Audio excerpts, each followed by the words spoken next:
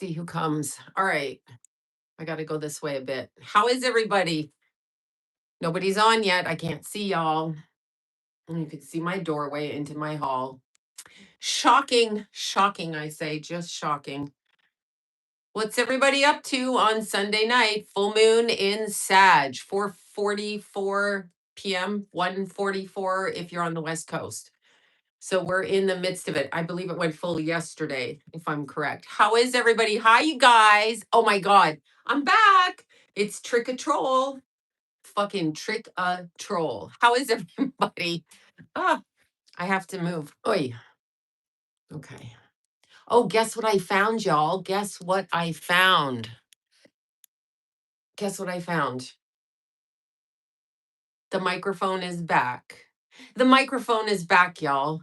Um there, Fresno. Oh my God. Yes, I know. I came in again.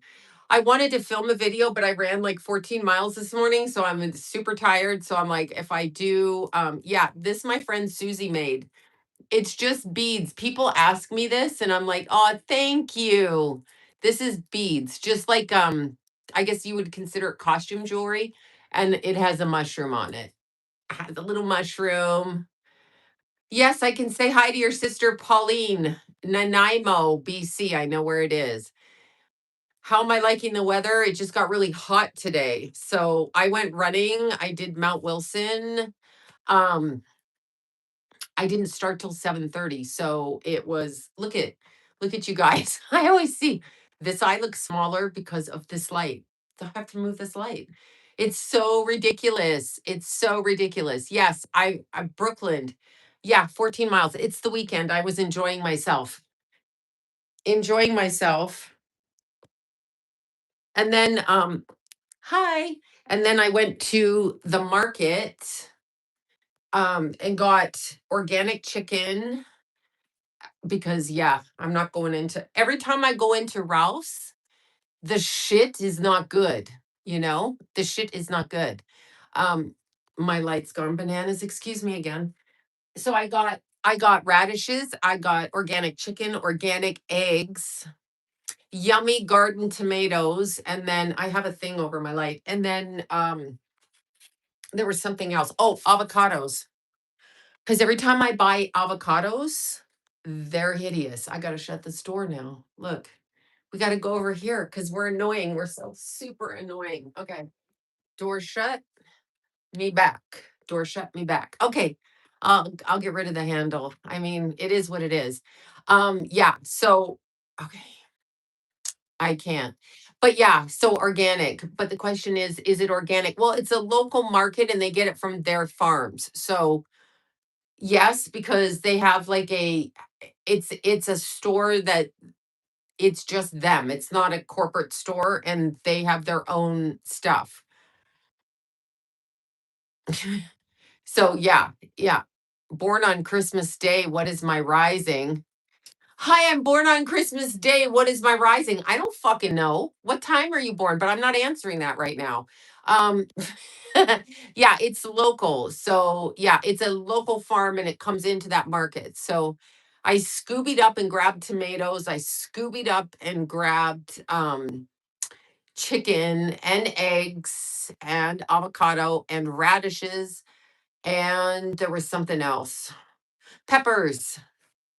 That's what I did. Yes, exactly. Scooby Doo. Boiled eggs with tomato sauce. Yeah. No, I try to eat just really, really I like sugar, I'm not gonna lie. I do. Sloan, how many psychic powers do you have? Okay. They're not powers. No, I don't go to Whole Foods. I can't go to Whole Foods. Wait, would you do? Yes, I always have lived where I've had my own garden. We John and I had our own stuff, but I can't grow where the house is now because I'd have to dig up the backyard. No, I'm looking for property where I can grow. Yeah, I don't go to Whole Foods because they lie about it. Um, wait, yeah, Emily, I know. How many psychic powers do you have? Okay, first of all, that's like saying how many boobs do you have? You're just born with the ability. and you're born with the way that your body harnesses energy, which brings up a great topic though. You stepped me onto a great topic because guacamole so good. I felt fancy guacamole. Okay, when you're looking at psychic ability, you have to fig tree. My old house had a fig tree. Delicious. I'd sneak out and get the fig tree. It was actually my neighbor's fig tree over in our yard, so you know me. But no, there's this stuff going up online. There's some stuff going up online by psychics, and I just was talking to a friend, and they talk like they have a script, and it's because people do not educate themselves. Each psychic, each astrologer reads differently. If you've been reading a long time,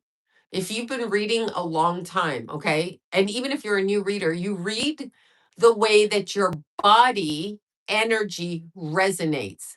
So there is no like one way to read. You cannot teach. I'm seeing all of these things for we'll teach you how to be a medium. Why does this look so weird? Okay, whatever. It's the angle. I have to fix it. Anyway, you can't teach someone to be a medium. You cannot teach them.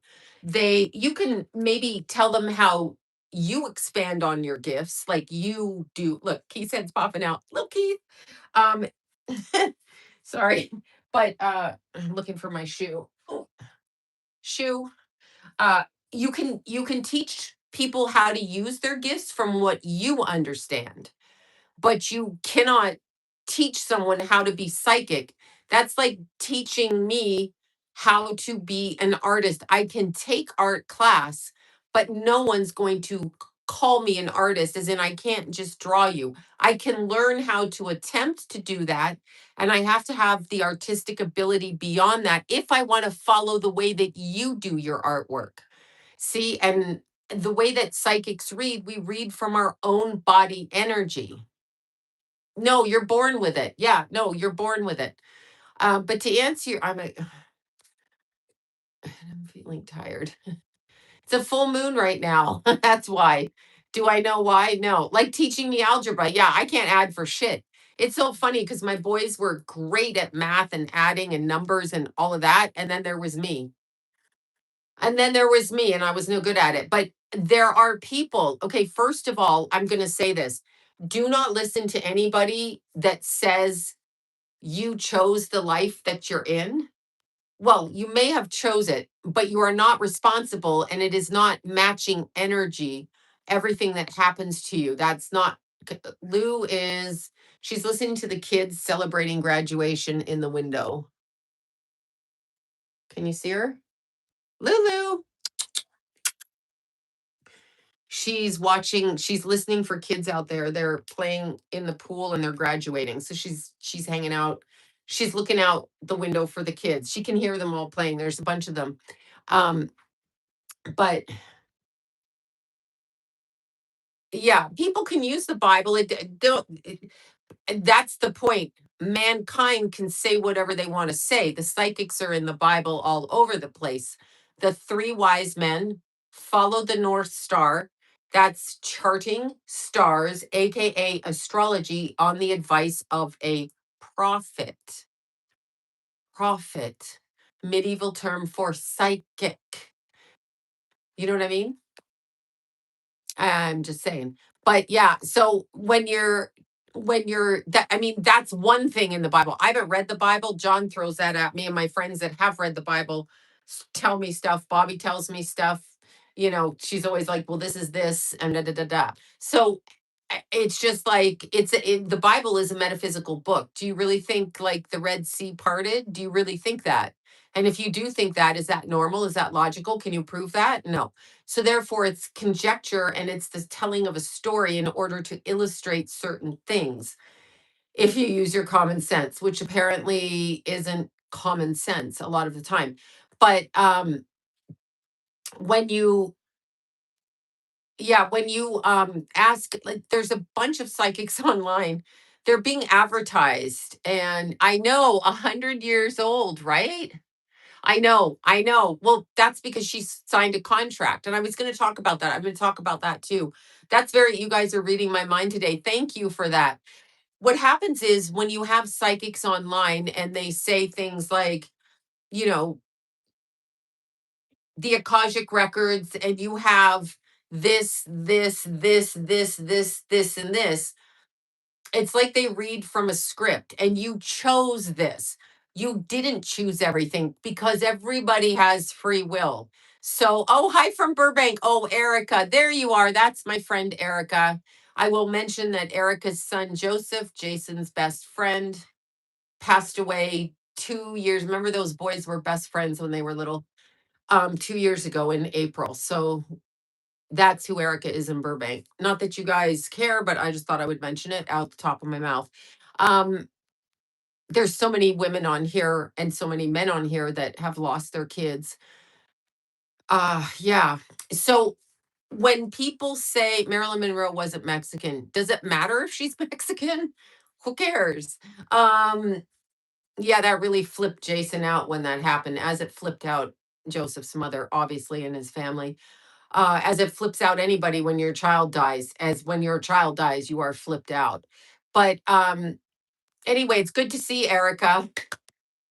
So that's good. That's good. Erica's like, fuck, shut up, Sloan.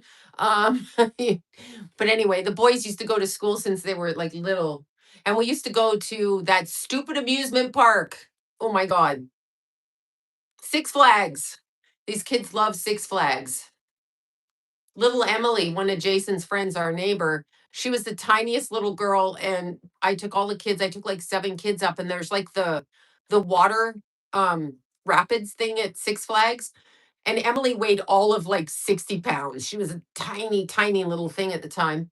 And these boys are all like however they are. And suddenly they turn on that wave thing and all I see is Emily, and I can't find Emily. Like it's huge waves, like it goes over your head, right? And I know PTSD, and I know the microphone's back. Anyway, I can't see Emily's head. And then I see the wave come, and there's like a metal step thing that you step on, and I can see her hit it. I had to like shut that down, and I'm like, fucking Emily, what? Get out. No, you can't. She was so tiny. It was so ridiculous. It was so ridiculous. I was like, I'm gonna bring home a drowned kid. No. But there was like 7 of them in there and she just disappeared. You really have to watch your kids. There's nobody watching them because nobody saw that. I saw that. And it gave me anxiety. I'll tell you. I had terrible anxiety. Um, but yeah, no, I got her out, but I'm saying, oh my God. Anyway, there's a bunch of psychics online. I've been seeing them on TikTok and but here's the thing. First and foremost, there is not one way to do a reading. It depends on your, oh, you lost your son named Jordan. I'm sorry, Erica, other Erica that I don't know. Oh God. Yeah, that's terrible. I love Utah. Cleanest bathrooms on planet Earth in Utah. Winnipeg, Canada. I love Utah. I step foot into Utah and I'm like, oh, it's clean. It's clean. I can use a public bathroom in Utah. I mean, maybe it's not. Maybe the germs are secretly attaching to my body somehow, but it's clean. And this is funny. So when we were in Utah, we're sitting down for dinner. Y'all know John is 80. So the waiter goes, this was in Springdale. Is it Springdale? Anyway, the waiter's like, can I see your ID to John? He thought he was joking. I go, "Well, that's a way to get a good tip." And he's like, "No, I have to check everyone's ID." And I'm like, he's a fucking 100. He had to look at it. He goes, I have to do it. Like it was really funny. I don't drink, so it's not, it's not like I'm not, yes, no, I go, he's 100 and he's like looking at me. It's like all I want is one drink. It was pretty funny. Yeah. Well, but it's a gorgeous state. It is stunning. It is breathtaking, Utah. And where I love is shout out to Hurricane Utah and the Dairy Queen and Hurricane that makes you wait an hour for your ice cream because it's popular. So it's very fun. It's very fun. Um, So anyway, getting back. Oh, thank you for that, Marley. Thank you for that. Do you use regular water or salt water to cleanse your crystals? It depends on the crystal. It depends on the veracity of the crystal. So some crystals are rated a lower, I think it's a Mohs or whatever the rating is, it MOR. Like some are rated a 5. Like selenite, you're not supposed to put in. My dad is 78 and stinks so bad. I'm afraid. Why? Why does he stink so bad? Why does your daddy stink so bad? My John doesn't stink, thank God, because he'd be away from me. Boom, get out. I mean, I'm sure he can stink, but he showers. Does your dad not like to shower? Yeah, no, you can put them. I put my obsidian because it's volcanic ash. I put obsidian in the sink and I throw salt on it and I bathe it in hot water. I put a nice hot cloth around it. He take yeah, does he take well, no, I'm wondering if he does. I think he's rotting. Old people have a smell. Yep, I'm smelling. Every time I go to silks class, literally before like Lydia's like, get the silks out. We all go up to the silks and hammocks. Y'all know this in the studio, and we sniff them. Why are we sniffing them? Because the BO on these things, we want to put the least smelly one. So our faces are in the silks. We're like, pick the blue one. There's like 30 silks to pick from. Yes, Mohs scale. Thank you. It's that. So there's like 30 silks to pick, and we have to go up and sniff them. Okay, this one doesn't stink too bad. But sometimes I'm climbing and I'm like, fuck, I stink. But it's not me, it's the silks. Because I'm always like this. Smelling. Do I smell? Do I smell? Yeah, citrine for money. Yeah, no, it's I have moldavite on all the time.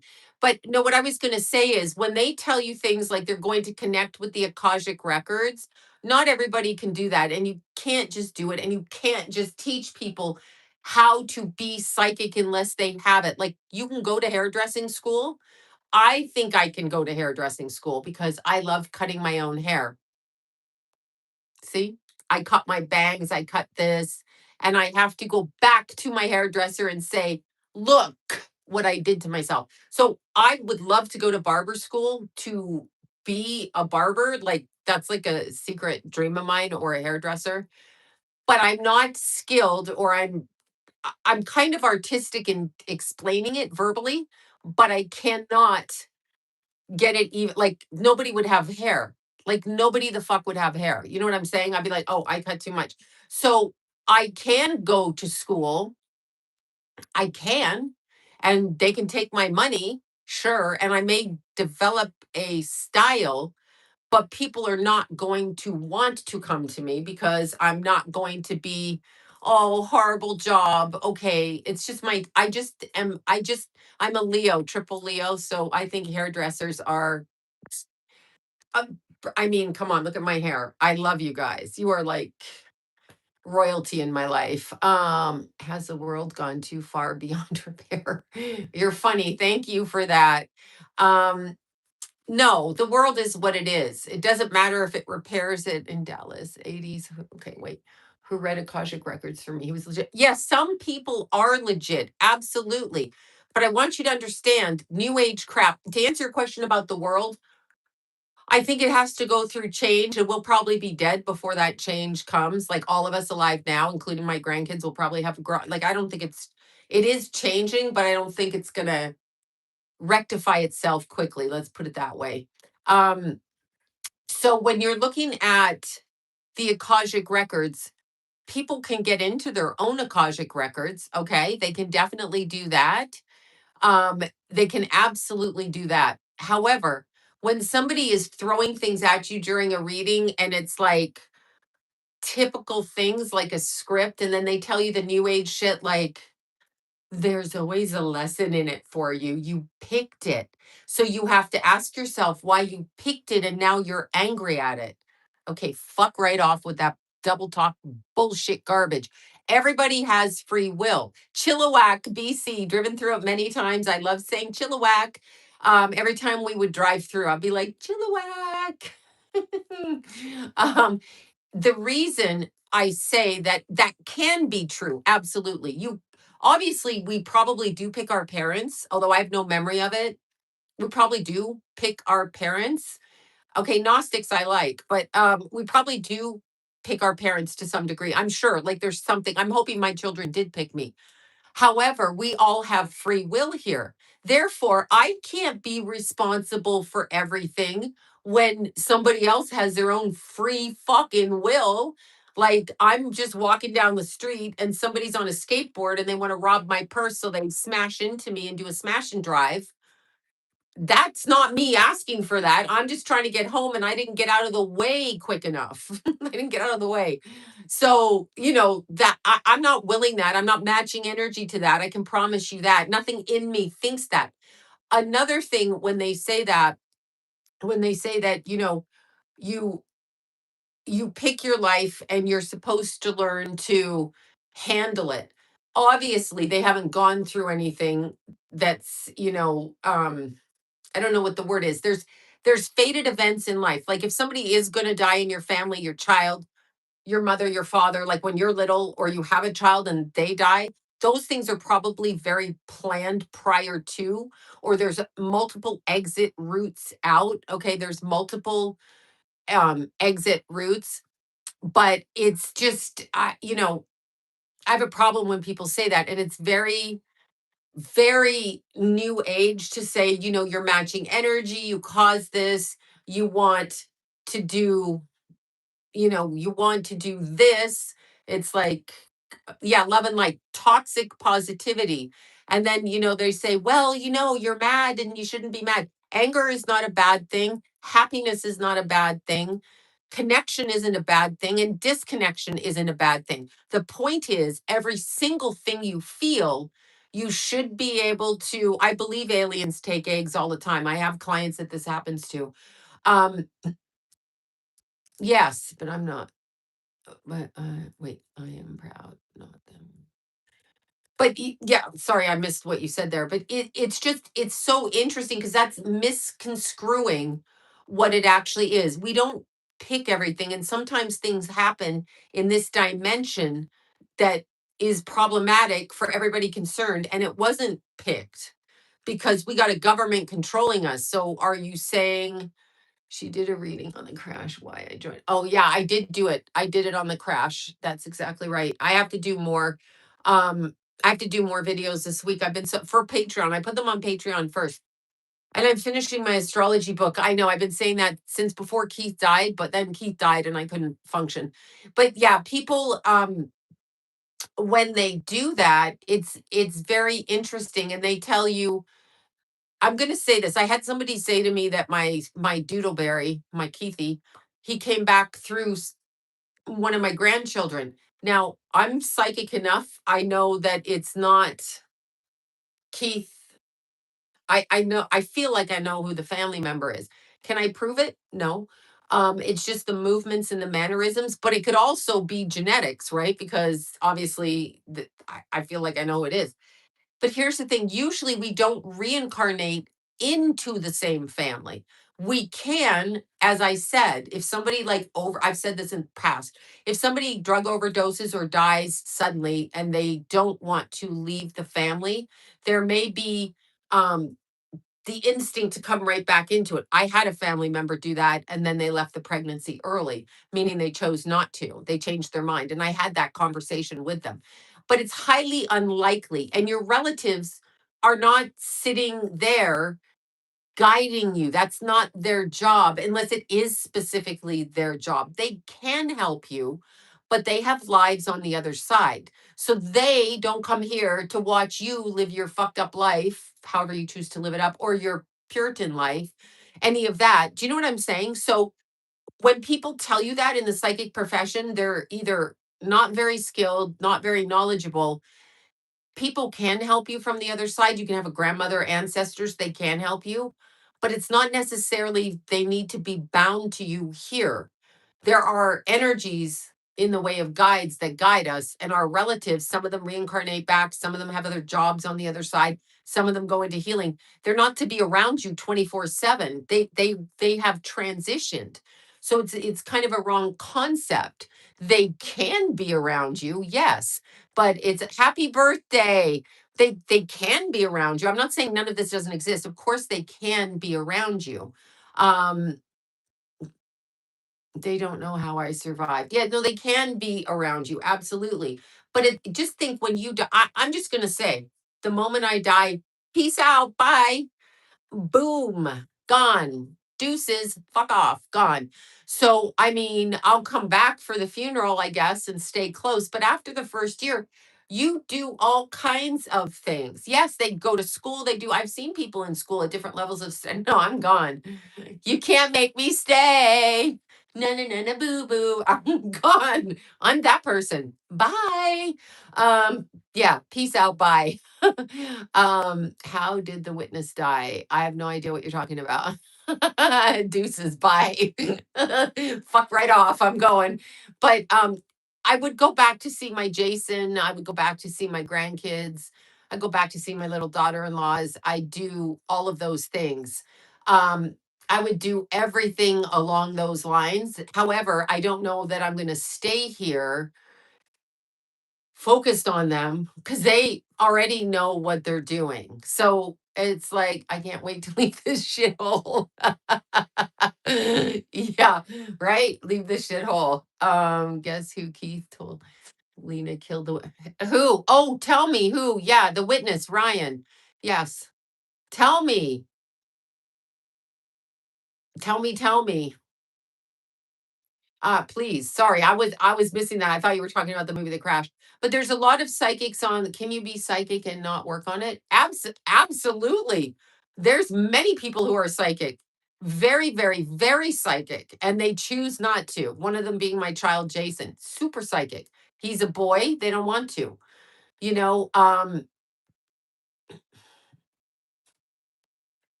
Yeah, exactly.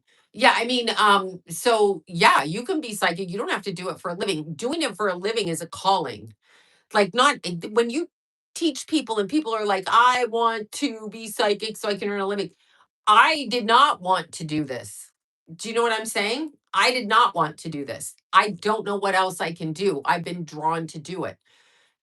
So, 40 years later, 40 plus years later, here I am like this. It's the way that I would word it is if you have the ability already, and they're okay. So I go to aerial class. I've been taking classes almost 3 years. Am I a skilled aerialist? No, I call myself the special ed member of the class. I need constant guidance and like they gotta watch I don't fall out of the silks because I'm that weirdo. Okay. Am I skilled at it? No. I'm taking the classes. I enjoy the shit out of it. But would you call me an aerialist? No.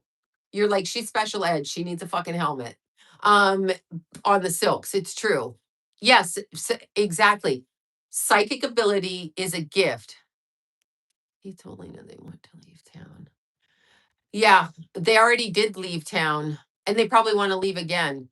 Why is LA? Because it's no, seriously. I mean seriously. I end up in the emergency room because I cracked my neck falling out of the silks. I mean, who does this at 60? I do. I do. Do I have rhythm when I'm doing pole class? Not 1 ounce of fucking rhythm. But can I dance? Yes. But rhythm the way pole dancers have. I'm the funniest things the teachers do in my pole class for me because I'm so dyslexic. Again, special ed over there in the 8-inch shoes. They put either like a bandana on their right arm and a thing on their right leg, or like left arm has a bandana, right leg has a what do you think? Leg warmer. Because I can't tell when they say go right and go around the pole this way. I do it backwards every fucking time. Like they all land one way and they're going that way, and I'm going towards them. So yes, near death experiences are real, 100%, absolutely. You can't think. Maybe you believe nothing happens after this life, but um there's a lot of psychic people in the world. It's an ability. It's not a gift. I mean, it is a gift, but it's an ability. Just like I know I'm careful with my neck. I know. I know. I've been told that I've got something and da da da da, whatever. And my chiropractor's like, we're gonna get you to not hunch. After Keith died, I was so hunched that he knew that. What Jason think of your followers? Oh, I'm sure he likes you guys. We don't really discuss it. Jason's the quiet type. He doesn't talk about that. He talks about other things, you know. But it can be a scary ability to have, absolutely, but you cannot teach it. So when people are saying, I'm going to teach you, yes, wrench, rows and bench presses, exactly. Yeah, so wait, hold on here.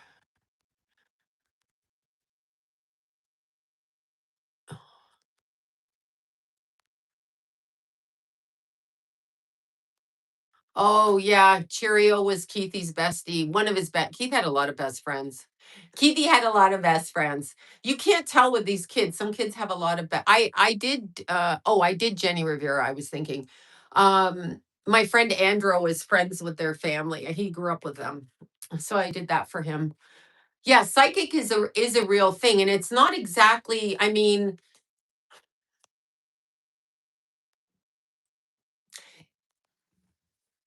just like you, when you die, the people that die around you, their personalities translate on the other side.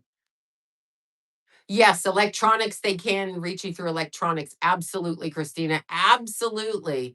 I think Keithy and I are the same age. She's maybe, yeah, Keithy would be turning 30 this year. I can't believe that. I found a picture of him and he was in a little onesie and he didn't have any teeth. He had his little gummy smile. He was smiling. I had him in a paper box at the park. Like he liked to climb in and out of a paper box. So he was sitting next to his dad, who was on a bench, and his smile was so big and bright. And it was just after his big brother had died. And I can see the picture of John, who's distraught as hell in the picture. And there's Keith's beautiful little face, smiling and trying to light up the area. And he just lit it up. It was very cute.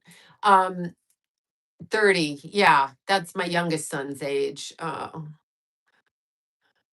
Oh, February, same age. Yeah. Told you that the guy went to school, the creep went to school with him. Did you know that? You know what? Somebody told me that, said something like that in passing. That's very interesting.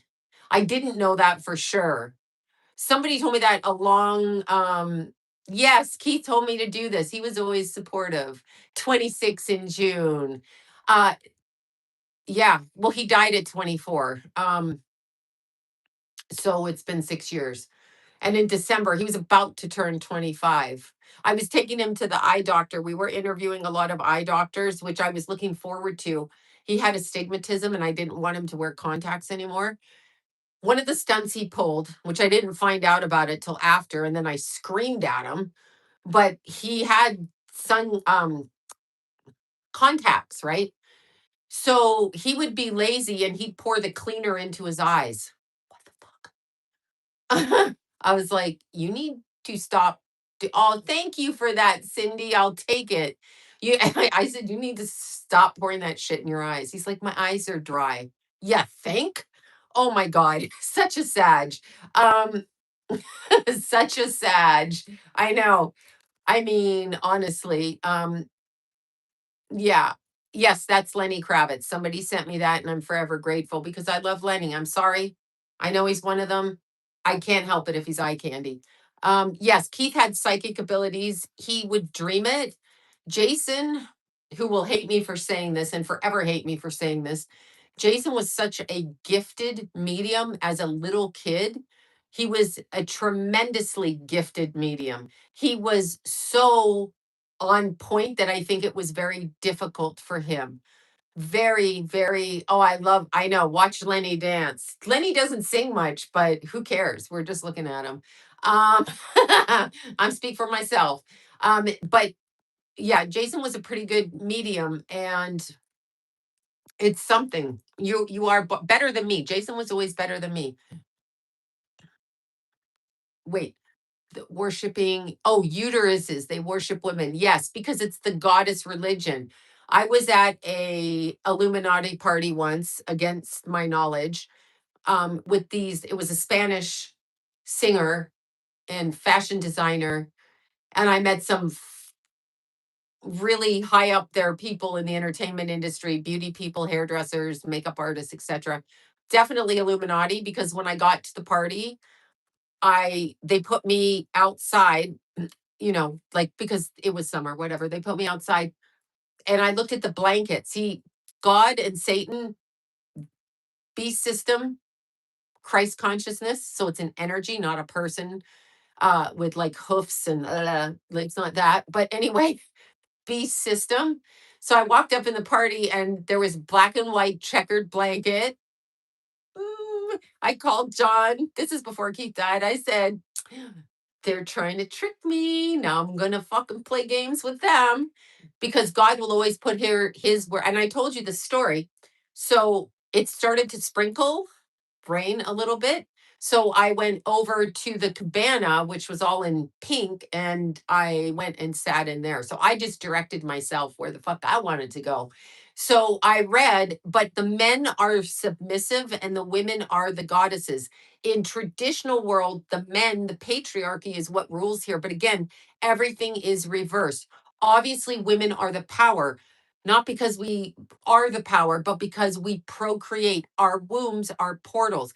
But when I went inside this house, their carpet, this is the house where they played anyway, I've said the story, but their carpet had little uteruses all over it. Like I was sitting in the den doing readings at some point in the night and I looked down at the carpet and I'm thinking it's flowers and I'm like, oh, those are fallopian tubes. Like, this is me. I'm like, oh, check this out all over the carpet.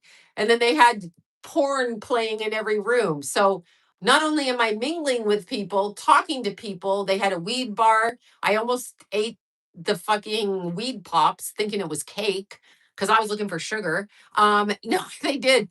The porn's going on. So I walked by, I'm like, but I don't care. I've seen everything. I don't care. I was in the strip clubs as a teenager. I'm like, whatever you think you're doing, good for you. And then they played a game. I told you this. The hostess came up to me and she said, do you want to wear this? And it was a mask with a penis nose. No, I don't, but thanks for offering. And then the waiters in their booty shorts, which I appreciate because usually it's girls in booty shorts. So I'm like, at least there's guys. Meanwhile, I'm texting back home. I'm like, you're not going to believe this. I can't snap a picture. There's porn everywhere.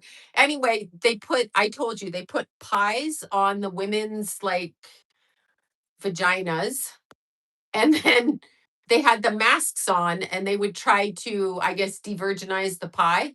I literally was like reading people while they were doing this, and I'm just like, what am I, 5? Like I'm just like, I know. I'm like, I'm not putting a penis mask on. You will not make me do that. So it was. I've been to several parties. They pay for psychics, so psychics get in. This goes on, but anyway, my point is the men are in the Illuminati world. It is the women that are in power. That's why they are inverted beast system. Think Barbara Bush or any ugly ass fucking woman that you want to think of. No offense. They are inverted they put the men into the female position to garner power. It's all inversion. So it's the reverse. So if the Bible says thou shalt not kill, they believe their good deeds outdo their bad. So they'll be philanthropists. Exactly. Exactly. It's exactly that worship. I can never say Baal, but it's Baal, Baal, however you say it, balls to the wall. Anyway, they are anything God doesn't want, they do the opposite. So anything you think, like be nice to people, they are nice, but to a degree. Because I've been in I was more manly than her husband. Her husband was a prolific pedophile, by the way. Prolific. Go down that rabbit hole. Yeah, there ain't no party like a Diddy party. I thank God I didn't end up there. I would have done. I mean, I met so many people. There were parties I went to that just like Steven Tyler, Diana Ross. I mean, literally at these parties as I'm walking through, like for real. And it's at some of these parties that I got the impression when I met actresses that had MS that they got it from eating flesh. Like it resonated. I'm not upset by people who have debilitating diseases usually. Like I have people I know that have their own physical problems And, I've been around people with cancer and I sit next to them, I eat dinner with them and they have open wounds on that shit doesn't bother me. This bothered me because I could feel the vibration off it. And I'm like, they're not even aware of what they're doing. Like they're not even aware. Yeah, it's just, it's very, yes, I think they get it from, I absolutely think it. Yeah, Terry Garr. Maybe they don't know they're doing it. Some of them. I'm not saying like everybody is whatever. Stevie Nicks, I've never liked. I'm sorry. I know some of her music I like, but yeah, it's cooked in the and so they have the cannibal chefs and they cook that. I, I have to get my meat where I know it and probably off a farm. And I was telling John that today. I said, "Do you think I could kill a chicken to eat it?" He's like, "You're gonna starve to death." He goes, "You'll be friends with the chicken." I can't. I can't. They're my friends. So no. I have MS. Maybe it was from. Yeah, I think it has something to do it, but it also has something to do with every chemical that they put in the food, right? Yeah, it's terrible. They do have demons that are assigned to them through family lineage. No, not everybody that has MS, sweetheart. I'm honestly not. Yeah, I'm never drinking Tom Hanks coffee. He can fuck right off with that. Like be for real, buddy. No. Please be my mom. Yeah, I met a lot of these people and they're very lovely. Yes, mercury fillings can and all of that, but I think it's more than that when I look at them. It was a vibration that I picked up. And the demons will fuck with you. Demons will fuck with you. They will fuck with you. People that have them attached to them, John Travolta, that guy. And I used to love John Travolta. I finally figured it out because when John Travolta couldn't get hired to save his life after his first girlfriend died in between there, and he did some movie that was like a crime movie. And I just remember the scene in the bathroom. He was hiding from somebody way, way back in the early 80s or could have been in the late 70s, right? Anyway, when he made it big, when John Travolta made it big, I felt it. I had told John, so sometimes when I was with John, but I had told him this guy's going to be huge and also said it about Tom Hanks. I think I picked up when they did their deal. Now that brings me to the next thing. So I was listening to, yes, fast and recover. Fasting is exactly right. Sacrifice. Yes, exactly. He did that. Unhealed wounds or access points. Absolutely. I was listening to one of Elon Musk's baby mamas. Please don't ask me which one.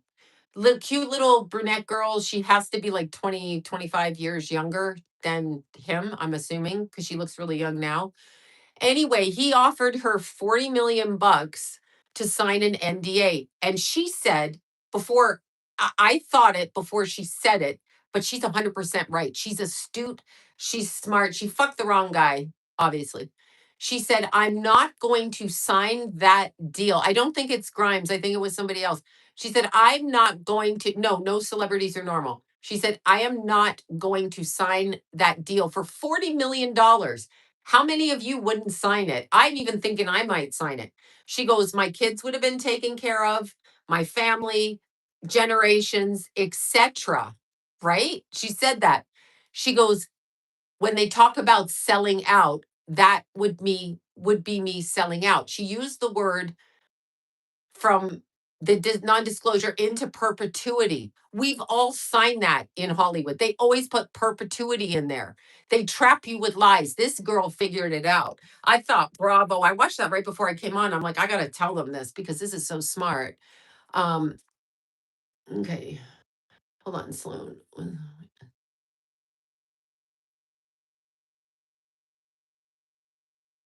Um, I I've only seen pictures of him without facial hair, but I don't know what he looked like that on that day.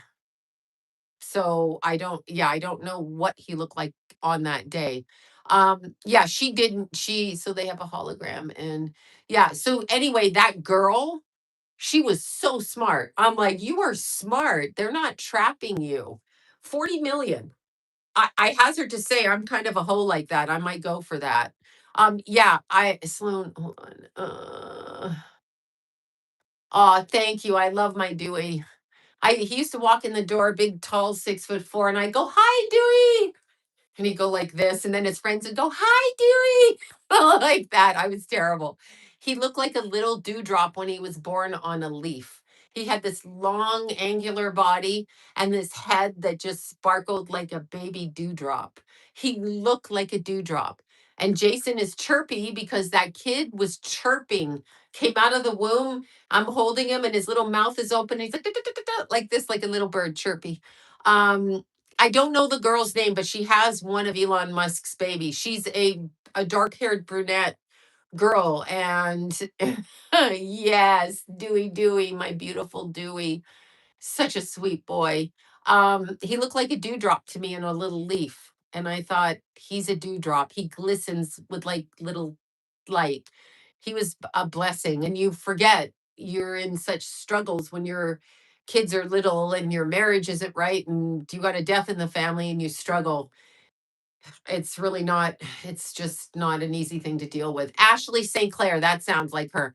What a smart young woman she is. What a smart young woman. Yes, that one. Yes, they can hear us on the other side. Yeah, my Dewey looked like me, but he looked like John. And when he had his glasses on, which he hated to wear, he put, like actual glasses, not contacts. He had Grandma Kay's nose. That's his grandma. And he would look at me like she did. He'd pull his glasses down and stare at me like a Virgo, like that, because Grandma Kay was a Virgo. And he would stare like that. And I'm like, why are you side eyeing me? And he was a progressed into a progressed Virgo rising. So it was abhorrently funny.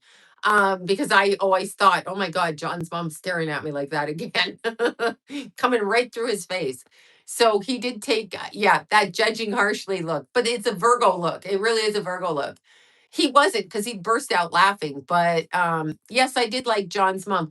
She was pretty much a ball buster. John's mom was pretty strong. She ran businesses, she ran bars, she ran restaurants. Thank you for that. She was pretty she divorced when John was 3, before 1950, like 1949, and went out on her own. She just left and took the kid like on her own. So she was strong, very strong, creative, funny. I don't think she liked me necessarily. I think she loved me, but I don't think she liked me. Like yeah, I mean, I was so young, it must have tripped her out. Like, does John and or you still have business to get? Yes, we do. Yeah, Ashley Sinclair is her name. I think when your son brings home someone who's the age of his daughter, slightly younger, you're probably like, what the fuck is my kid doing? Like I would be like this. The fuck are you doing? What the actual fuck are you doing? Yeah, I'm sure she did because I would think that. If Jason or Keith did that, I'd be like, the fuck? You've got kids her age. Because I was younger than his daughter. Yeah, bitch, that's right. That's fucked up. He was a teenage father though. So um anyway, yeah, no, she was fun though. She would go anywhere. She did anything. She was like 87 when she passed. She was like 87 and she loved those kids. Oh my God. She would call me. I just saying this and I'm going on to the next topic that you asked me about monitoring spirits, but she would call me when Keith was little and she's like, Jason just was really fun with her. Keith would get all mad at her and all like cranky pants with her. And she'd be like, you got to come get the little one. He's causing trouble over here. And it was so funny. He loved her. He was like 7, 8, 9. I don't know. I think she died in 2004. So maybe he was 9. But when he was little, she's like, you got to come get this one. I'd have to drive home and get him. Yeah, because Keith was like rambunctious and she was like in her late 70s and 80s and watching. And so, yeah, thank you for that. It was, but she was a great. I mean, I lived with her for 12 years. She lived in our house and I cooked for her and she cooked for me, but I cooked for her for 12 years. Took her to her doctor's appointments, looked after her, took her shopping. We worked together in the bar. She owned a bar and a restaurant, so we did that. Um, we worked there and she worked up until like maybe 2 years before she died. Maybe, Yeah, up until 2 years before she died. I think we still had the bar. We sold it in 2007 in North Hollywood. For anybody that knows the Red Rooster, that was our family bar. Meaning John's family, I married into it and I don't drink. So, yeah. And then John and I opened a restaurant next door. So, rather than me. So yeah, so we did that. Yeah. I mean I looked after her. I was sad when she died. Um Probably didn't think I thought about this with Deanna. It's funny how there's Deanna's grandson right under Keith right there. Um but I thought about it when Deanna's grandson died and how much. Oh, she cooked like I cook. We cook salmon, we cook chicken. We did like and fresh food. Like his mom was a good cook in fresh food. Like she made the onions on the salmon with the light sauce on top. I mean, she cooked good food. I did mashed. She loved my cooking. I loved her cooking. I mean, because it was healthy. And we both love sugar. We both love fucking sugar. Yeah. Oh, at the restaurant, American food. Sorry. Yes, we're both Canadian. We did not know each other there. No. John moved down here when he was 16, 17. His mom sent him down here to stay with somebody she knew, and he finished high school here. And I took off at 19, turning 20. I mean, I was down in New York and Chicago and shit doing my ghetto ass shit. But anyway, I came to California in 19, turning 20. And no, I didn't know him, but our fathers worked together and our mothers had the same name. So obviously it was karma in as much as that is said. And I saw my children on his back, but that's not my point. Monitoring spirits. Okay. Oh, no, I was going to finish this. Anyway, when Deanna's grandson died and how much it devastated her, I didn't really give John's mom the care that she needed. For her grandson dying, meaning Jimmy, at the time. I thought more for the parents than, the grandma. So I would rethink that. Sometimes the grandparents are very hurt by that. And I didn't caretake her enough. She was very strong at the time. So yeah, no, I know it now from Deanna because Deanna was so close to my mother-in-law was always gambling. Yeah, John's mom loved to gamble too. She was a bookie back in the day. John grew up at the racetrack. Am I supposed to say that out loud? Anyway, yeah, his mom took book and he grew up at the racetrack. Hence the gambling addiction throughout the family, not with me. I could have it, but I don't. But yeah, I when Deanna's grandson died, I watched the devastation to her because she's my friend and but I watched it. So it was it was interesting. So I wish I had taken the time to do, um, yeah, they always spend the rent money. I wish I had taken the time to actually consider someone else's feelings as a grandparent at the time. I thought about that and then when Jesse died because of what happened to Deanna. So I didn't think about it at the time. I just thought for John and John's wife really fundamentally. Yeah, it's very hard learning that. Anyway, monitoring fucking spirits, flies, bugs, hornets, wasps, cockroaches, scorpions, whatever they're sending, or literally monitoring spirits. The crows. I love crows though, but the way that I would clear them is in the name of Jesus, amen. I would do that. But I would also surround my front door with salt and I would continue to take cleansing baths, not baths is baths. Rats, exactly. I would continue to take cleansing baths I love raccoons. They're my friends. I don't consider them monitoring spirits. You can have monitoring spirits that call you up on the phone and only ask, like, what are you doing? So, what have you done? A walnut bath, exactly. Plus, you can use Psalms. I think it's 109. And don't ask me, I'm not good, but look it up online. And I would literally banish them. Yeah, black walnut bath. And you can mix it with cloves, black walnut. You can make your own Florida water. You can do all of that. But I also put salt around my bed. I've crystals under my bed because I don't have shelf space to put them on, basically. So I put them under my bed. Um, you can do oil, exactly. Psalms 91, exact. You can do, forgive me, I forget what they are. So I was young when that happened. Yeah. Remote viewing. I don't allow people to check on me with what I'm doing. You have a right to close the door. If you feel like somebody's spiritually spying on you, you have a right to close that door. They don't get to just come into your house, and it's not like it's a flop house, meaning your energy field.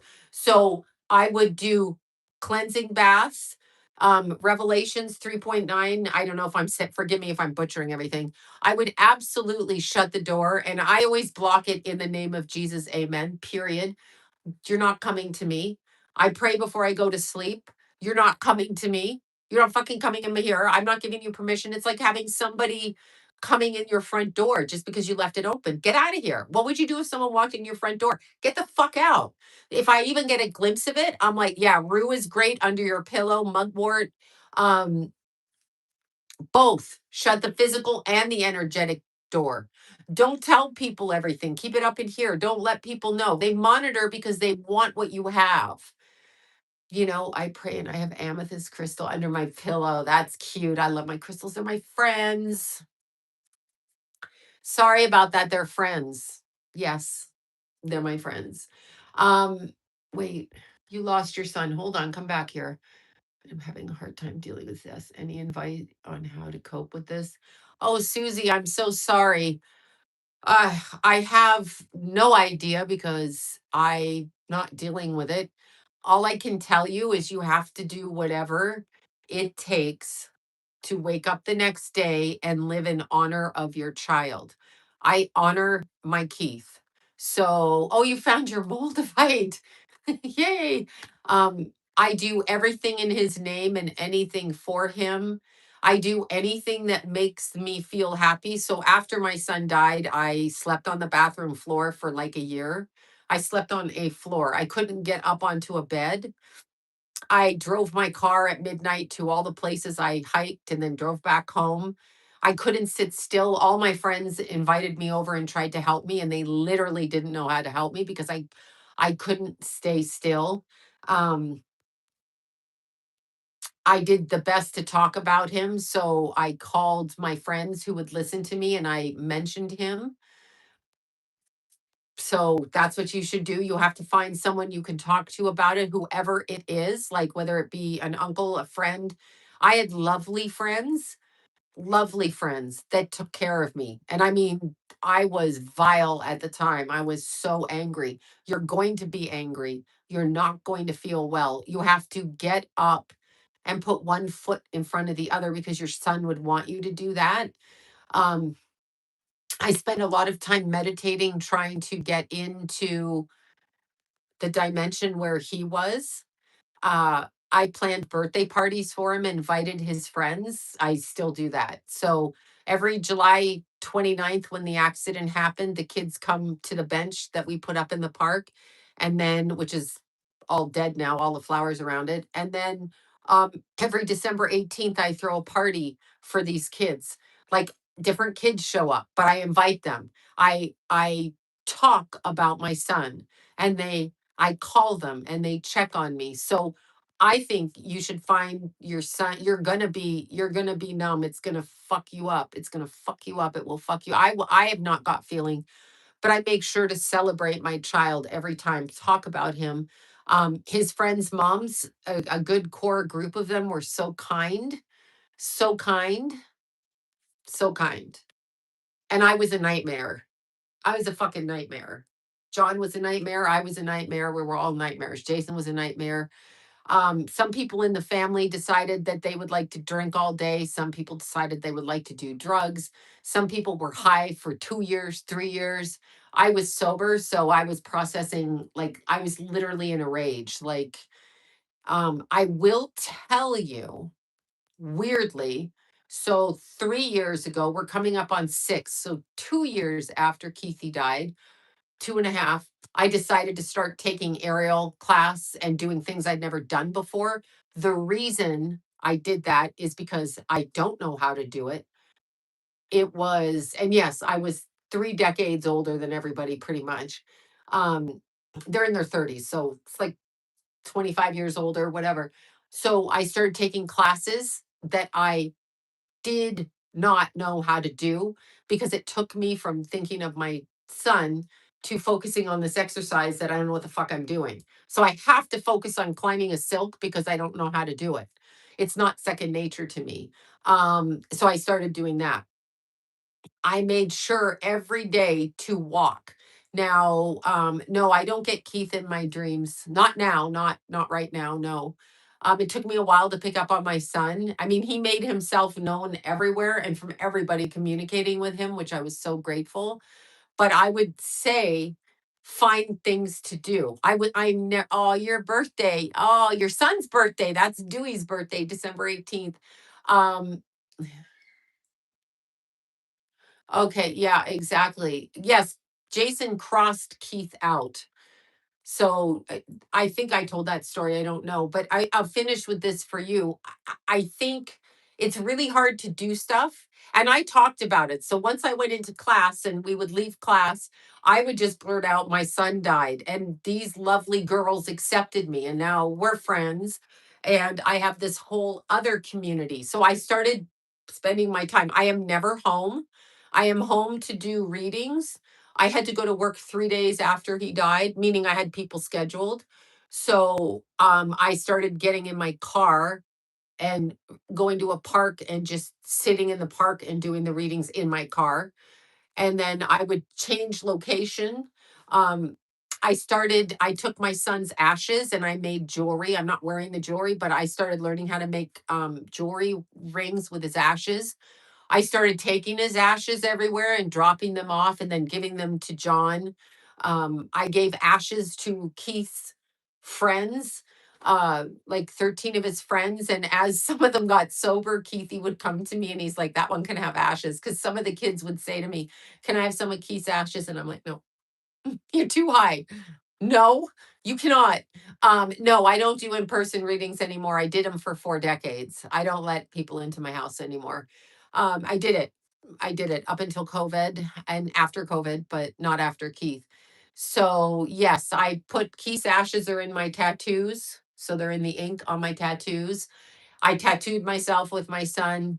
I talk about him in every way. And if you're my friend, if you can't handle me talking about the fact that my son died and you can't listen to me, then you shouldn't be around me because you're shallow and I want to deal with you. So there you go. I got my sister's at. Yeah, I got my pets. I got tulips ashes too. But oh my god, oh my god, that's terrible. Yeah, check on them all the time. I mean, people checked on me. The kids were great. Allie and Andrew. Allie cooked dinner for John. I was living somewhere else because we just separated and then Keith died. Allie would take dinner over to John's house every night. Oh, thank you for that, Leanne. Thank you. So I did that. Allie, Keith's friends took care. Um, People were very kind and very good. 7 and I still grieve. I just go on, but I know he is still. Yes, exactly. You're always going to grieve. So get rid of the expectation that you can fix it. You can't fix that. That's like having your arm amputated your entire life. It would be easier to have your arm amputated because your entire life and mean to everyone. No, I'm not mean. I can see I was after Keith died. I was fucking enraged. Yeah, no, it made me made me crazy. It made me just like crazy. But no, I started just doing anything I thought Keith wanted me to do. And then I'm lucky because he had friends that beautiful, kind friends and their families who took the time to take care of me and John and Jason. And I mean, you know, whatever. I chose to remain sober. I don't think it's bad if you choose not to. I had family members that chose to do a shit ton of drugs and not good drugs, bad drugs, and drink and fucking get in bar fights. And I mean, all of those things. And that's how they chose to handle it. And I respect that. There's no one way to grieve. But I personally, I'm going to say this to you. I personally would start doing something that you don't know how to do, a skill, go to a pottery class, stained glass window, jewelry making, canoeing, kayaking, hiking, I don't care, whatever it is, aerial class, whatever, play the flute, whatever it is you don't know what to do, because it will definitely shift your mind over here. Because at least for an hour, you have something. What? Oh, I'm sorry. Your poor sister. I'm sorry. That's so helpful. So hurtful and helpful there. Thank you. Hurtful. Well, you can take a psychic class, but if you're not psychic, the class isn't going to help you. I meditated every day. I went to my chiropractor to fix my body alignment. I got acupuncture to fix my body alignment. Oh, you make jewelry for dolls. To the woman whose sister just died from cancer today. I'm so sorry. Uh, I did I did all of those things. And I drove, literally spent 2 hours the week after died. I kept driving out to Palm Springs thinking I would hike, but then I had too much nervous energy. So I'd spend 6 hours a day in the car, out, back, out, back. Um, I continued to get up. Um, oh, yeah, I tell you about that. So, anyway, just after Keith died, maybe 2 days after, Jason, of course, got hit on his motorcycle, a spiritual attack. They ran over Jason's leg. Keith got killed. So I was in the hospital and the morgue and the hospital within a 3 day time. It might have been a 2 day time. I can't really remember. And then a rat was thrown all bound on our driveway, which Deanna knows because I sent her the picture. But um, anyway, Jason came in the door and he was in like I'll say an altered state of consciousness. Jason is very highly empathic. Anyway, he came in the front door and he told the story at the time. And he said it was like it was a normal day. Keith was coming in the front door. So Keith came in the front door with his helmet on, like I guess he would. And he ran up to his room. And Jason said, Jason was sitting on the couch and John was sitting on the couch. And John said to Jason, "Why is he here? He's dead." And then Jason said, "I don't know. Why is he here?" And then Jason said, "I have to go talk to him." And in this vision, which was actually Jason was awake, but it was a vision, John said, "Don't talk to him because he can stay here more." And he said, Keith came downstairs, put his helmet we have like a big pine table. Said he put his helmet on the table and sat down and started talking to them. And he said both John and him were looking at each other because we have two couches, obviously two couches and then a chair. So long couch, littler couch, 4-person couch, 3-person couch, chair. So anyway, Keith was sitting on the table and Jason finally said to him, "You're dead." And then Keith said, "No, I'm not." And Jason said, "You died on your motorcycle." And Keith said, "No, I didn't." And then Jason said, "Yes, you did." And then Keith got up and Jason got up and then they did this anyway. They bumped chests like this. And Jason said, "I felt the energy go like this." And then I felt him go right out of the room. So that's crossing him out because something in Keith's soul didn't recognize that it was dead. And Jason did that. So he actually crossed him over. That's called crossing him over.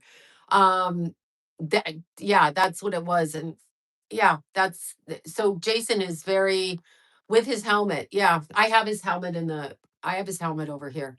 Um, yeah, that's what Jason told us that. But he said it was like he was awake. He wasn't asleep. He walked in the house and he had that vision. But that's what happens. It's splitting a timeline. So there's timeline here, timeline there. So Keith was crossed out by Jason. That's actually what that is. Um, Oh, yeah, thank you for that. That's what that is. So anyway, Jason was very strong and did that. And I don't even know if he remembers that. McKenna does, John does, but Jason's just like, like that. But Jason told me many people in my family that passed before I even got it. He saw them. They would come to him before they would come to me. So yeah, he crossed his brother out. In real life, we call that crossing a spirit out because part of their energy frequency doesn't realize that they're dead. So Keithy came to his brother, and his brother's the one that had the guts to do it. I sure couldn't have done it, but his brother did it. So no, he didn't. Part of his soul didn't. We're fragmented. When Keith came through me the night he died, I was sleeping in his bed and Tulip bit me. She didn't want me in his bed because she was his cat. She was our cat, but she got mad. She didn't know why I was in the bed. She bit the shit out of my hand. Kenna was sitting next to me on the bed with her back to me, and my head was in the wall and in Keith's sheet. Yeah, in the pillowcase. And I felt Keith move through me. He moved through my body. The energy was fragmented. So it was in little, like, little dewdrops, little drops. I felt him go through, and I tried to grab it and I couldn't. I knew it was him. And when he was moving through me, Tulip bit the shit out of me. Yeah, Keith looks like his dad. Absolutely. Yeah.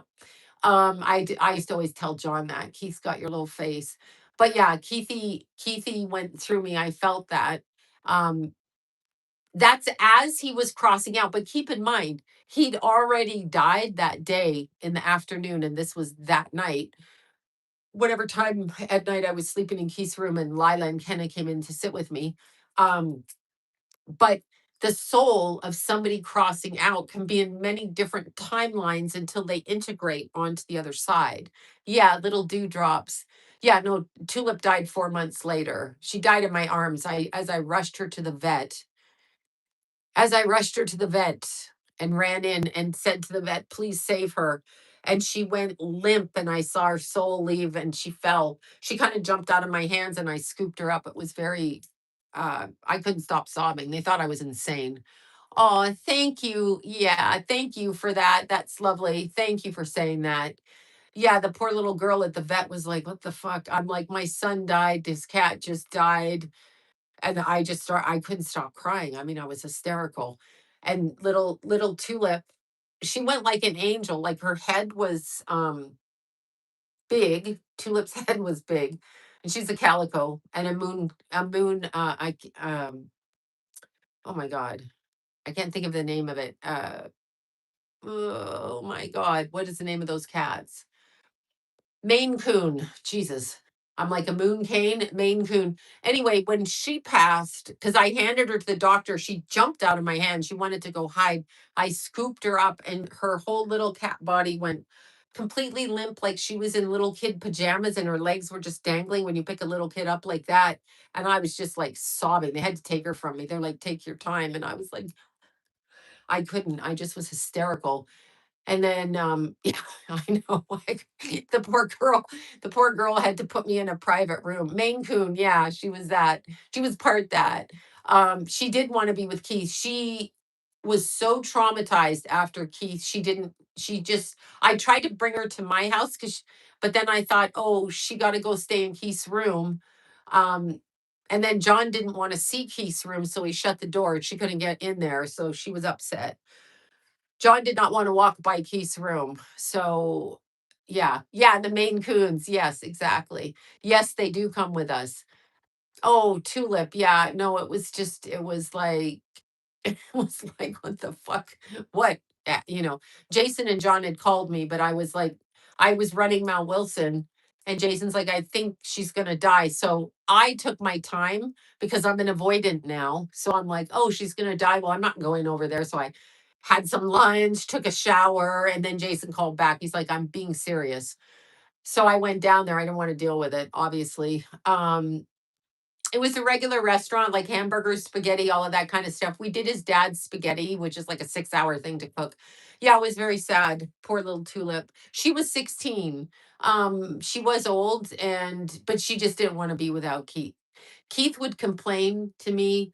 She's all furry. She's too furry. She's furring it up. She's furring up my pillows. We call it furring it up when they roll and get their fur. Anyway, he would go wash his sheets and get his stuff. Oh, July 28th, your boy Brandon is a Leo. Yeah, it was so cute. But Keith would send me pictures of her on his pillow, furring it up. She'd be sitting there on the pillow like this, all furry. He's like, look, she's doing it again. Yeah, Tulip was so cute. Yeah, he loved her. She slept with him every night. She slept with Paigey and him too, anytime Paigey came over. So yeah, Paige loved Tulip. Keithy loved Tulip. We all loved Tulip. She was actually a really good cat. No offense, Tallulah, you're a really good cat too. So a love-hate hair relationship. Exactly. No, it was funny. He'd get so mad because I'd bring him new bed sheet, like a comforter, and he's like, "What is this? I gotta wash it." Yeah, her ashes are in my room. She's cremated. Yes, she's the first pet I cremated. So yeah, but yeah, yes, Keithy did show up on the blanket. Keithy came through to me. I know Keith is here. Um, Yeah, my son, wait. My son passed, was 23. I'm caring for his precious dog. I believe he knew we needed her.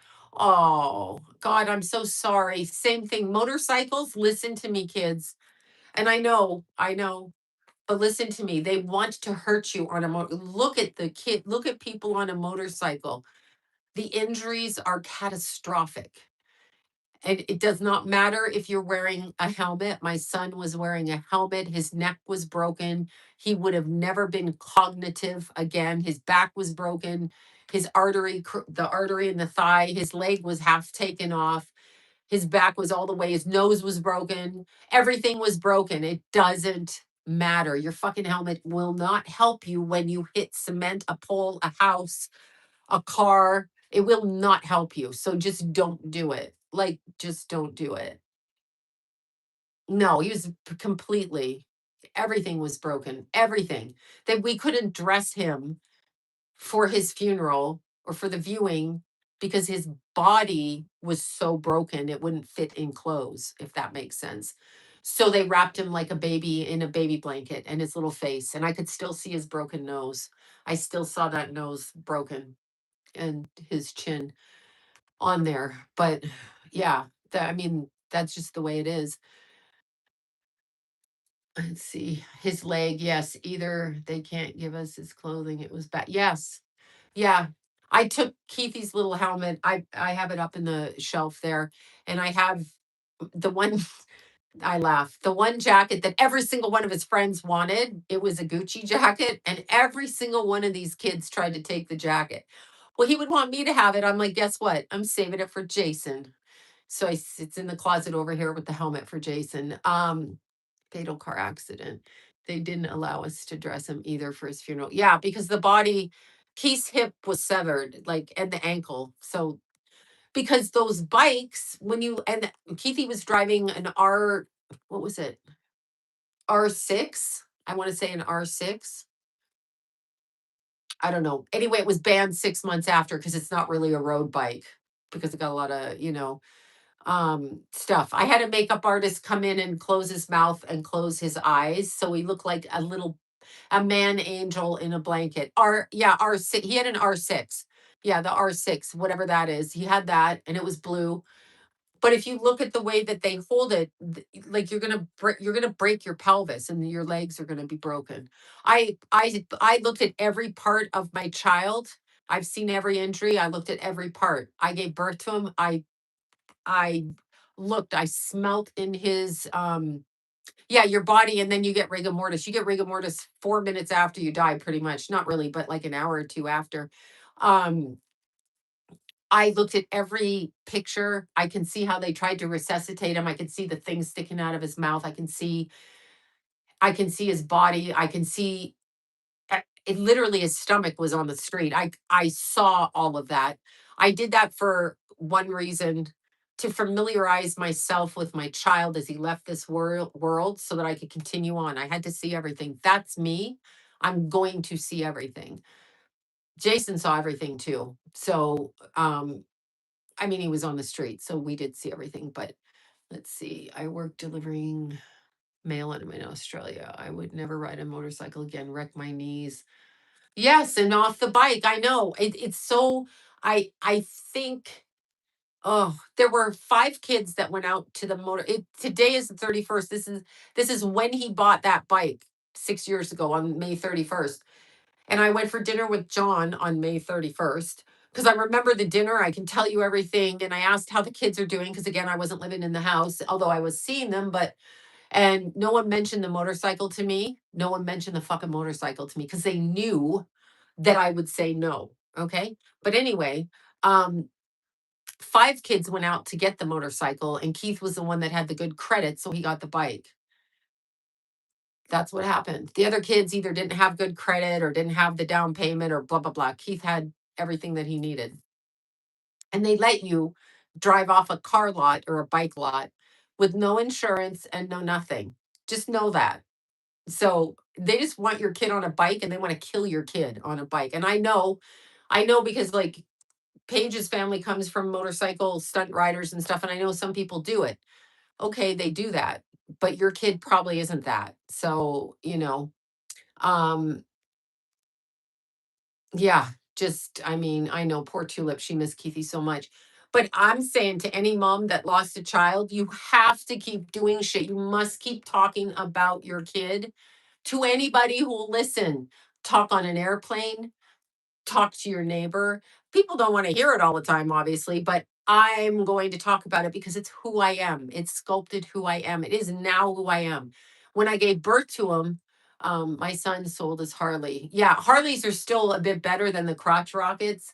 You can hear them and you can see them, and they're usually. I mean, still though, cars. If a car hits you, it's a 3,000, 4,000 pound vehicle. Boom, and it hits you, right?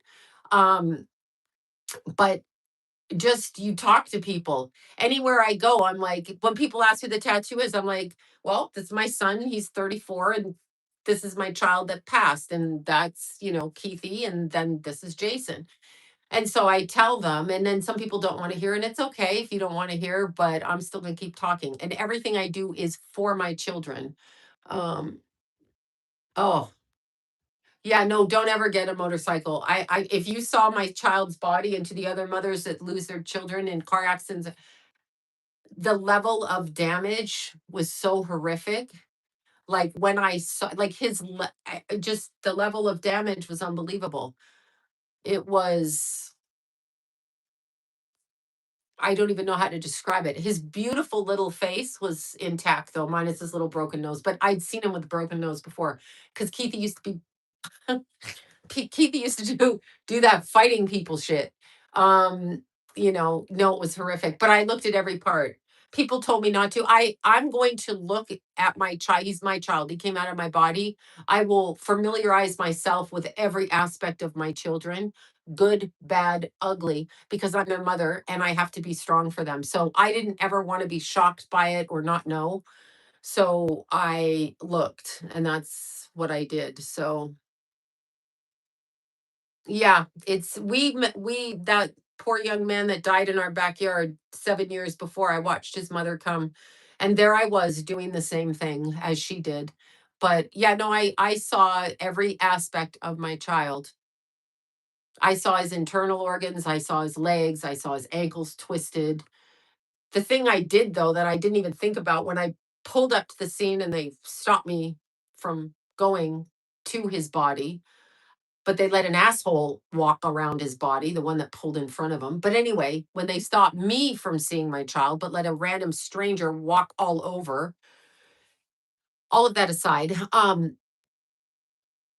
I when I got there, I was in such shock at what I saw. I actually snapped a picture of him across the street. He had a tarp on him at the time. I snapped the picture and I sent it to Paige. I said, I don't know. She was the first person I sent. Like, I just went and I went, oh God, I got to show Paige this. Almost caused her to drive off the road. I shouldn't have done that. I don't know why. I just felt like I needed to do it. And then Keith's cousin was driving down the road, and I got it in my head to call him. Keith's John's first cousin, and his kids are our kids. Anyway, I called him. I called Larry and I said, and he said, "Hey, what's going on?" And then he lived close by, and he said, "I'm in some traffic accident on DeSoto," and I said, "That's Keith." And so then him and Jill came right over and started walking around, but he was stuck at the light and couldn't get through the intersection on his way home from work. And it was Keith, and I just got it in my head, call him right then. And so you have to survive. It's not that anyone's brilliant surviving. Unless you're going to kill yourself, what else are you going to do? You have to walk through it. That's what I'm saying to you. You have to put on your fucking brave pants and walk the fuck through it. You have no choice. How you handle that is really up to you. That I don't know how you help someone. You can't help them. Their child is dead. So just sit with them. You're not going to be able to help them. Their child is dead. Their mother is dead. Their brother is dead. Their sister is dead. You're not going to be able to help people with that. You can cook for them. I mean, little Allie and Andrew cooked for John every night. Tia came over, and I mean, Tia and Austin and all the kids, and Allie and Andrew and Lucas, and They all came to my house in Jordan and they went through all of Keith's pictures. I mean, you can do things like that. That's what you can do. And you can show up. You can take someone for dinner. You can take someone for lunch. You can call them. You can sit with them. I mean, you can run errands with them. There's nothing you can ever say. So don't even think it. Just be there for them. Do whatever it has to do. You have to do whatever you have to do. Even if they don't want to go out, let's see. No, Paige doesn't do comedy.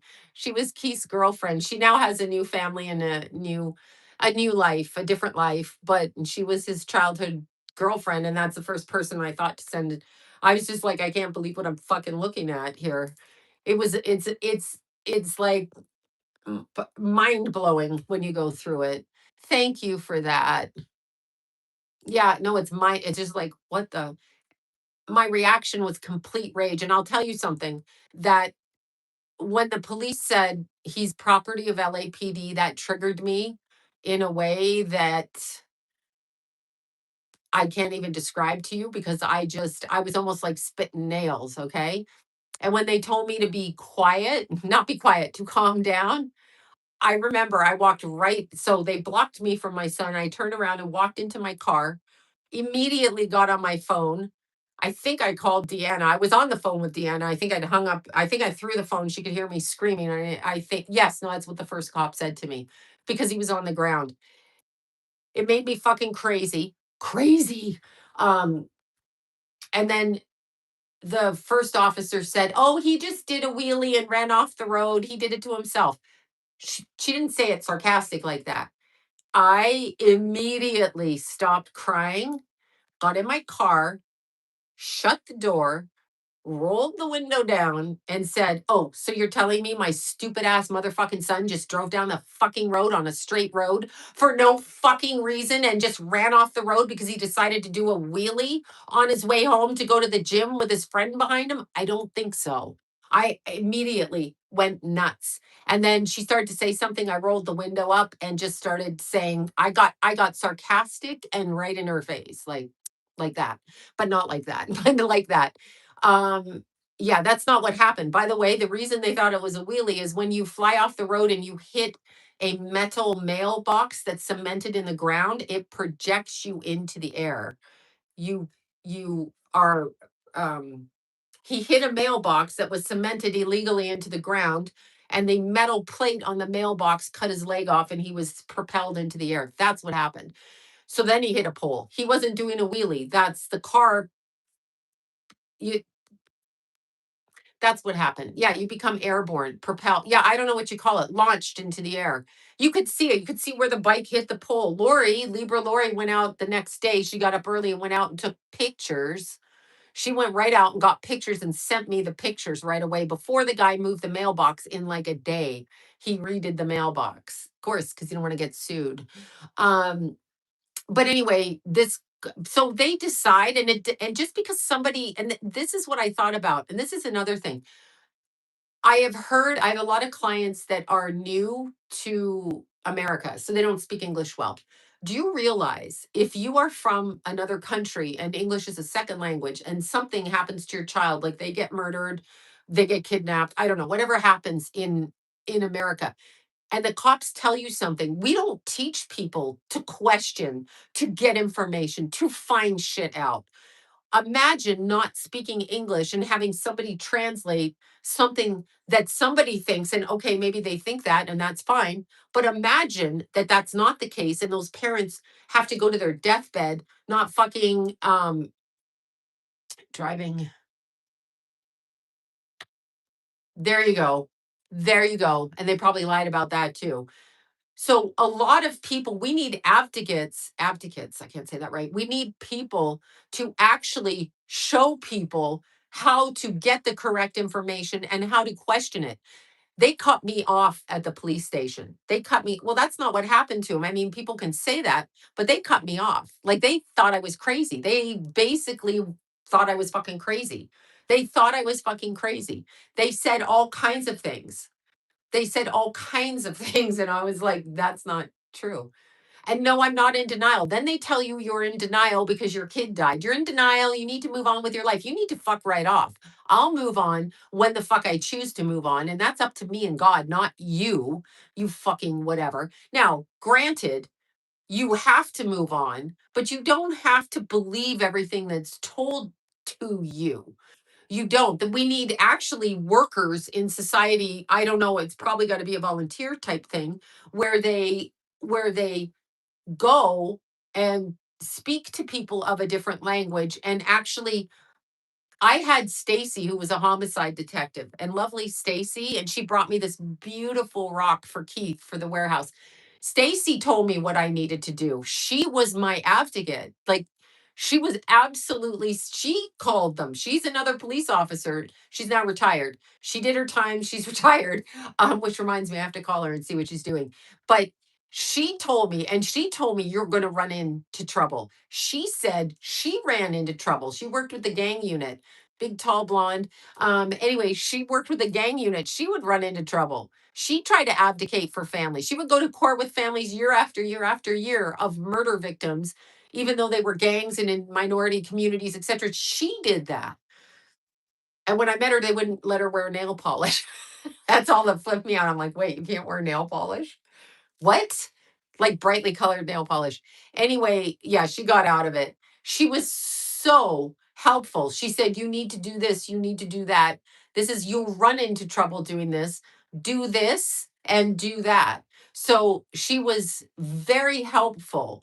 Um, very helpful. But we need actually people who do this and understand this, where there's like a guy, because most people listen to the police and most men, and this is what I ran into, most men will say 32, I'm so sorry, Jesus. Most men will say, well, he's dead, it's not going to bring him back. A lot of people say that.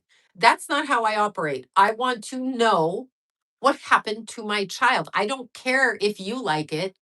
I don't care what you say about it. And these people that are from other countries that don't speak English, imagine being told something, even if the police thought it's correct.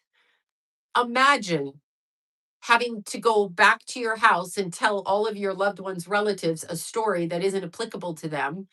Do you see what I'm saying? They need people to say, you got to follow it through. Here's what you can do to follow it through. So let's try this, or let's try this, or let's try this. And obviously people who know how to speak multiple languages, because I'm sure it's like a lot in the Hispanic community. And they just tell them that because they know they have no resources and no recourse and they don't even speak English. Abdicate, not abdicate. Yeah, I can't say it. I'm sorry, I'm tongue tied tonight. But I know what you're saying. Advocate. Whatever that word. Thank you for pointing it out. I'm like that word. But yeah, no, it was who who walks up to a mother of a dead person on the ground and says, "Yeah, I know, advocate," and says, "This your child is property of LAPD." Who does that? Why is that a thing? Who the fuck are you? You Freemasons, you fucking cog.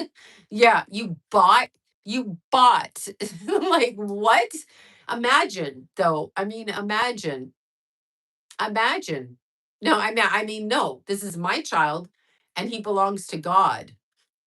That's who he belongs to. He is one of God's children. Your LAPD, who, yes, the word was, I'm not making it up. I'm not high or drunk. I recall everything systematically. I don't forget anything. I wrote it down. I talk about it enough. Um, no, that was true. That was true. It took three of them to hold Jason down. But I said he belongs with God. He's God's. Yeah, that's what I said. No, he wasn't military property. And even if he was, he is the mother's child and the father's child. That's what he is. But imagine, I'm just saying, imagine you're in a different country and that isn't your language, because that happens a lot. That happens a lot. Yeah, cog in the middle. What an ignorant fucking thing to say. And I don't even know if he was trying to be insulting. I'm not even presuming that. I'm just saying that is so ignorant that even if you think that, even if you believe you have that power, How about you don't say it? How about you shut the fuck up? Oh God. Yeah, I did. And it's still, yeah, using the word property. I know. I can't.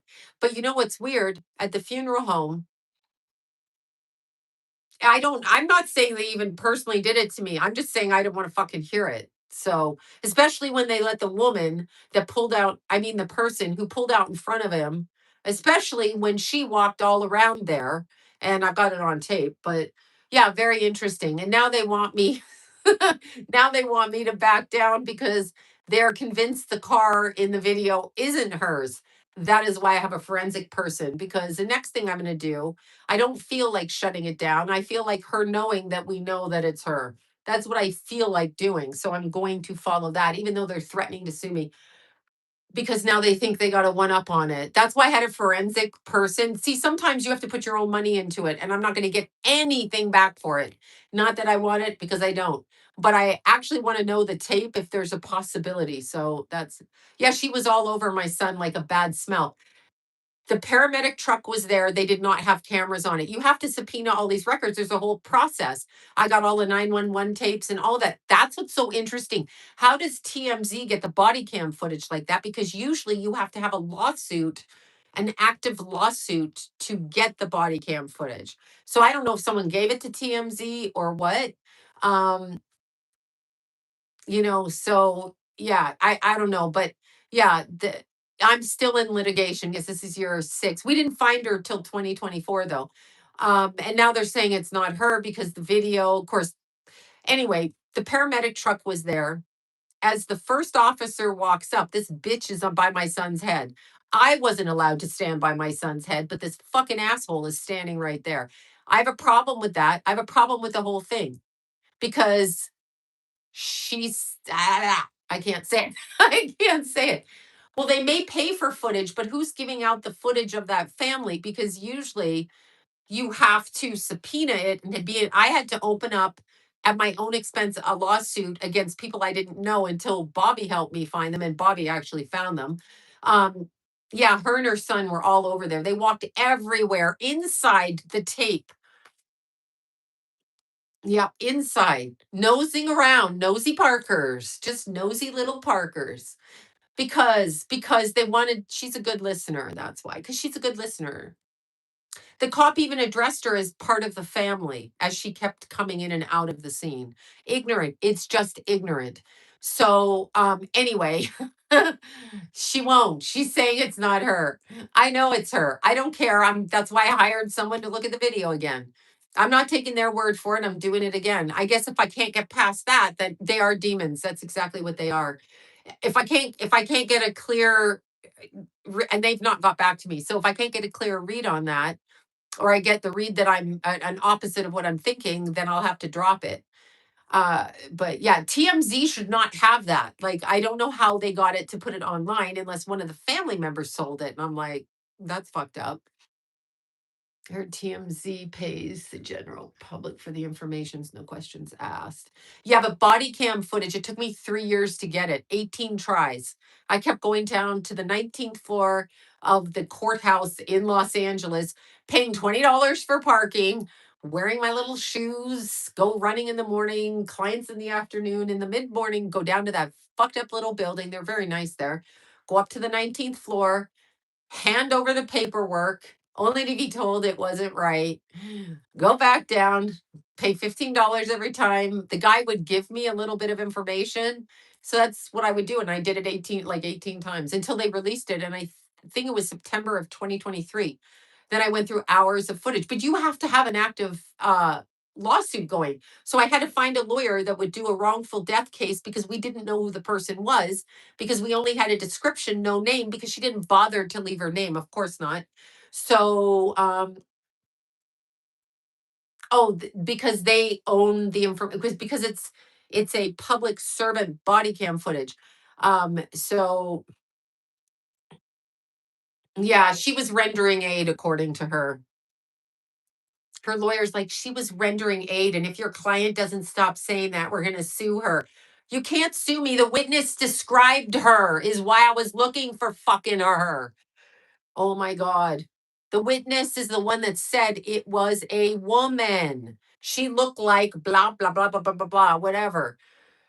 But then he died. So now it's hearsay.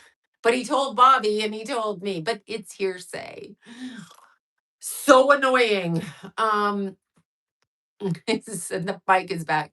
She didn't render aid. She didn't. She did not. I saw none of that. I saw her gawking at my dead kid on the ground as his little body lay crumpled there. I saw that. I saw her son looking at the bike. I saw him coming looking at the body. I saw them looking over George's back as the police are writing George's information, Keith's friend. I saw all of that. I saw no rendering aid. I saw every time the police said, "Excuse me, leave your name over there." She'd turn her back and walk off, asked 4 times, never left her name, but I guess she was rendering aid. I guess. Yeah. Yes, wanted to make sure what was being said. Exactly. Yeah, exactly. But if I can't prove it, I can't prove it, like John says. But even John, who likes to give me a hard time, said, I think we should push this till the end because, like, after he saw the video, he's like, yeah, yeah, I think we should do it, even if they sue us. Fuck them. Because we'll get our day in court. So that's what happens. You get your day in court. If someone sues you, you get your day in court. So I get to speak. All right, I'll speak. Yeah, it's very, it's very, but again, go back. Yeah, watch The Matrix. Exactly, John. I know he's on my side. We're like Bonnie and Clyde that way. We're like, yeah, okay, let's push it. We're terrible. We're like, let's see what happens. But it's only because we really believe it's this person. So that's why we sent the video back to a forensic person. That's what we did. But imagine if you didn't speak English and you tried to navigate that. So thank you for that. Imagine if you spoke like, I don't know, Spanish, if you spoke Mandarin, if you spoke, I don't know, whatever. Imagine the problem. They would write you off. I mean, maybe there are good police. The first police officer, I showed you that I told you this before. The first police officer that shows up on the scene is the officer that got murdered. I'm sorry, his family lost in court too, but got murdered allegedly in the same department because he was defending his coworker who was raped by somebody in the unit. And when he went for training, they do training every year, physical training. Somehow the back of his neck got broken, his liver and something else in his back. And they're not supposed to be touching each other. But hey, it was an accident. He fell down and went boom and died. He was a tall blonde kid about Keithy's age. And that was a big lawsuit. That was his name was Houston Tipping. He was the first officer. Stacy told me that when she saw the video. She's like, oh, he passed away. That lawsuit's on right now. He was the first officer. He was very nice and very respectful. And he asked this fucking witness to leave her goddamn name. And she just turned her back to the camera and jumped like a little weasel. So, hey, I'm not saying what that is. I'm just saying I'm getting the video forensically done. That's what I am saying. Um, uh,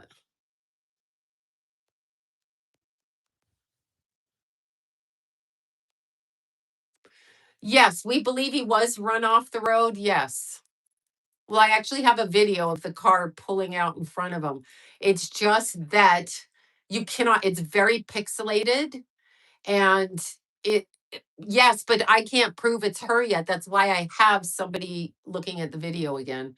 That's why I paid my own person again to go for it because I'm not taking their word for it. Yeah, that's the officer, and then he's murdered as he's trying to defend somebody who was raped. I mean, but it was an accident, and his family took them to court and they lost. I don't know if they're reappealing or doing that, and I hope they do, but their son was a good cop. That's why he's not here anymore. Yes, reckless driving. It's yes, exactly. I mean, it was a ring camera. It was ring. One of the lovely neighbors on the other street. I went door to door. Then the day after Keith died, I got up at 4 o'clock in the morning. Somebody posted a video online. No, well, this ambulance didn't. I called and they didn't have an active, but I have officer tipping and another officer walking up asking the ambulance and the ambulance guy saying, time of death 1:16 p.m. And then I have him writing the ticket out to this one, and I can see this one's body camera footage. That truck didn't have it, so I can only see it from, yeah, Houston tipping. He was very respectful and nice. Some of them weren't. I can see, or you can see, but I don't know. It's a high stress job. They got to see people dead on the ground. It's not easy. So yeah, it's not my. Yeah, the no reason is someone probably cut her off. That's the no reason. But it's interesting because when you look at that, like that movie, The Crash, I've not watched it. I did watch the thing on the other channel. Um, the other one on Prime, was it Prime? I watched the other one on Prime. And that girl, like those officers, when they go up there and they find three kids in a car, that has to scar you for life. Like, even if you're a fucking asshole and you look at that every day, it's got to scar you. Like, it just has to scar you. It's a horrific job. And then it just horrific. So, yeah, they said he died during a training exercise. Sure. Broken neck, broken back, combat train.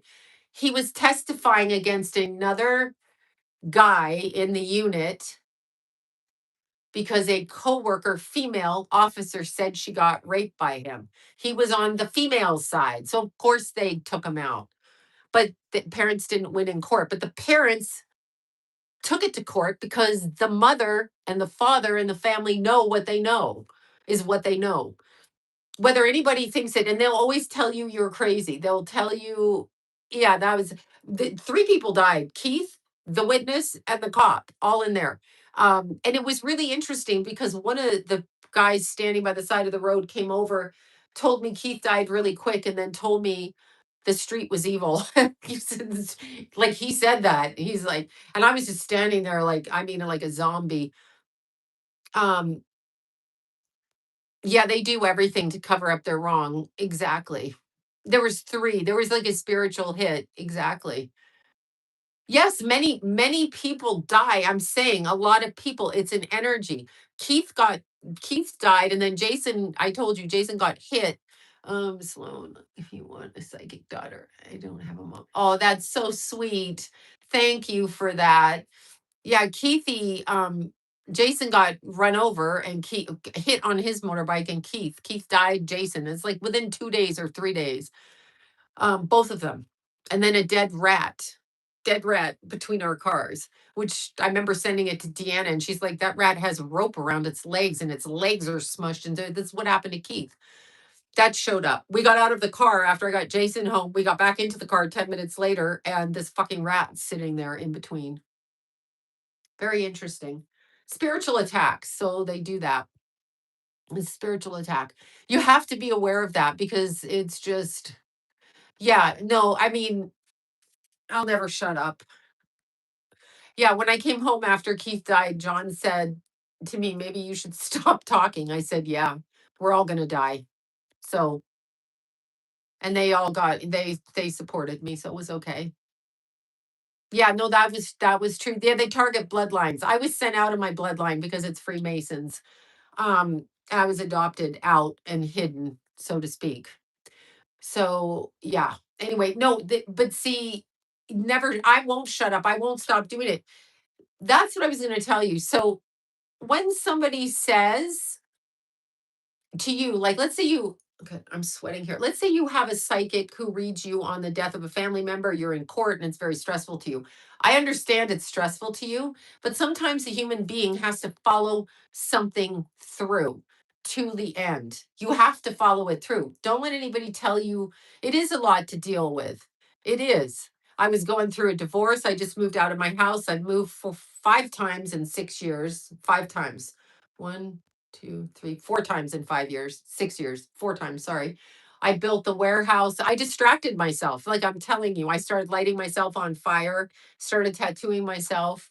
I always pierced myself, but not as much. I take them out, take them in, take them out. But I had all of these. Yeah, I started just doing, I just would go to the desert, join a group of people that I never met with absolutely no skill. And now it's like my 4th year back. I just started doing that to distract myself. I will be going on another trip with the girls from Ariel. This time it'll be in the ocean in a boat. And I said, and I quote, What happens when I fall off the hoop into the fucking ocean in the Gulf of Mexico where the sharks are? Do they have a net for people like me? I'm gonna need little floaties on my arms. um, so yes, I'm sure they were. So yeah, yes. Yeah, I thought it might be John too. From aerial class. Yeah, I go with groups of people. I go with the aerial girls. Best group of people. Absolutely great. They've opened my eyes to so many things. And when we go, it just doesn't sound fun. We went to Mexico last year. There were new girls I met. It's just so, it was, there was one guy that went with us 20 girls. It was just, yes, they have a toilet. Toilets that flush, flushable toilets. I did a rap that morning that we left on the airplane. Toilets that flush, flushable toilets. So they do the rap. Yes, Masons are Satanists, basically. They're part of the beast system. But every year we plan it. Next year we're going to a castle. I want to go to Japan. I'm like, can we? Because I want to do a live stream on the airplane in Japan with the Wi-Fi with all the girls from Ariel while we're flying over there for 18 hours or 11 hours or whatever. But Lydia's looking. Yes, yes. Well, it was because I spoke about those deaths, I think. So yeah, that's what we do. But Lydia said she's gonna rent a castle. So we're gonna go there for that. I hope. I hope. So we go as a group and then I do fire and flight with the other girls I met. And it's just like you meet like once a year. I take classes. We're peripherally friends and we all go about our lives and then we come in and we do classes and we meet. And then there's the pole girls. It's very fun. I started doing that and I was 58, 57, 58, wherever it was. But I started doing it. That's how I handled my son's death. That's anything you could do, I do it. I look for property. I'm not buying property right now, but I look online, I look at the property, I drive out and see the property. So I just started doing that. Yeah, it's really fun. Yeah, I know I want to do that too. I want to go wherever we're going. Forget the boat, I'll take the castle. Well, we already booked the boat. Wait, I lived in Japan and visited twice. Oh my God. Yeah, I want to go to Japan for sure. We're trying to find like aerial gigs in these areas that we can rent and do, right? So um that's what we do. That's what I did to handle myself. Lou's like, it's time for my dinner. Lou is down here. She's like, it's time. Do belly dancing. Whatever you got to do to get out of your bed, whatever the fuck you got to do to get out of your bed. That's it. Get out of your bed and do something. You're not going to be happy. I told you, I listened to, I'm so grateful for the man's, and they're not professional. Um, you just have to live your own life, build your own life. I know I can't wait to go to Japan. If your parents abandon you, live your own life. You just have to live your own life. Yeah. No, I take pole dancing. I'm pretty funny. The level of injuries on my legs are hilarious as I'm upside down and she's like, just turn, pivot. Okay, now let go. I'm like, I'm gonna smash into the fucking floor. I can't let go. I can't let go. Like I'm doing a side jasmine and then baby butterfly. I'm like, no, I can't do that. Like, good for the baby butterfly. She's like, now let go of your wings. I'm like, no. It's hilarious. Um, it's so hilarious. But anyway, no, what I was gonna say um, I forget what I was gonna say. Oh my God. People won't want to be around you. They'll kind of scoob away because when someone's child dies, they think that it's contagious. So I did everything and anything. Even though there was a lot of chaos in the family, there, as I said, divorce, outrageous shit happening during that, just fucking outrageous shit all the way along, being driven insane till I had like no energy. Like I just was screaming and crying. By myself. My friends would try to cook for me and stuff, and I couldn't eat it. But then I could eat bags of popcorn. Well, we know that doesn't change. I could eat a container of ice cream, but I just started doing this. So I just started doing whatever I had to do. I listened to Rabbi Kim, Rabbi Kin,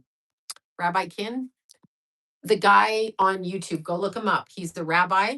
I put him, I put the headphones on and I would go to Home Depot. I hate Home Depot. No offense to them, but I was there so much building the warehouse.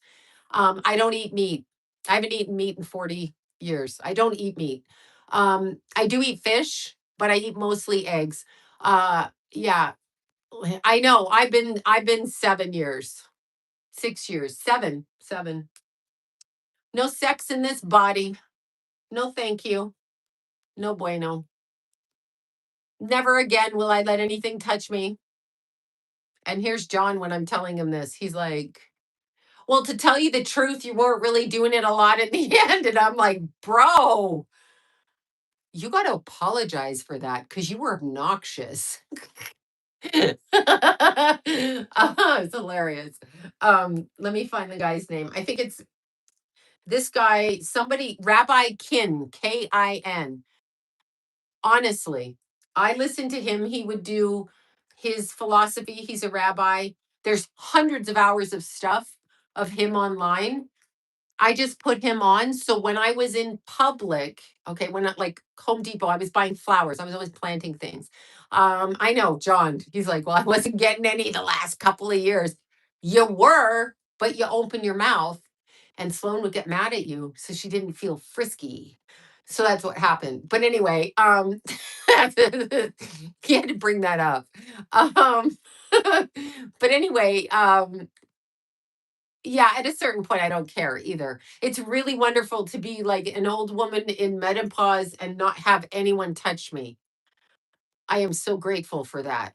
Like, absolutely so grateful. Yes, Rabbi Kin did astrology and he talked all about his I just listened to him because when I would hear people laughing in public, it would make me insane because I couldn't laugh and I couldn't cry in public, but I had to get through my day. So I just put it on in my earphones and I walked through everything. But I listened intently to every single episode of Rabbi Kin, anything and everything for like 6 months. I had constant earphones on so I didn't hear other people's conversations and I couldn't focus on them. I would just say hi and have my fake smile, and that's what I did. Thank you, Torah Flow. Yes, but I just loved him. I was so grateful. His voice was soothing to me for some fucking reason. And I was so grateful to have him. So I did that. That's what I did. Thank you for that. I know you guys do. I was so grateful for him. I don't even know him, but I'm like, whoever filmed you, yeah, he was so good. So who I know Lou's like, feed me, bitch. She's like that plant in the movie. Feed me, bitch. Yeah, no, I was so grateful for him because he saved my life for the first 6 months.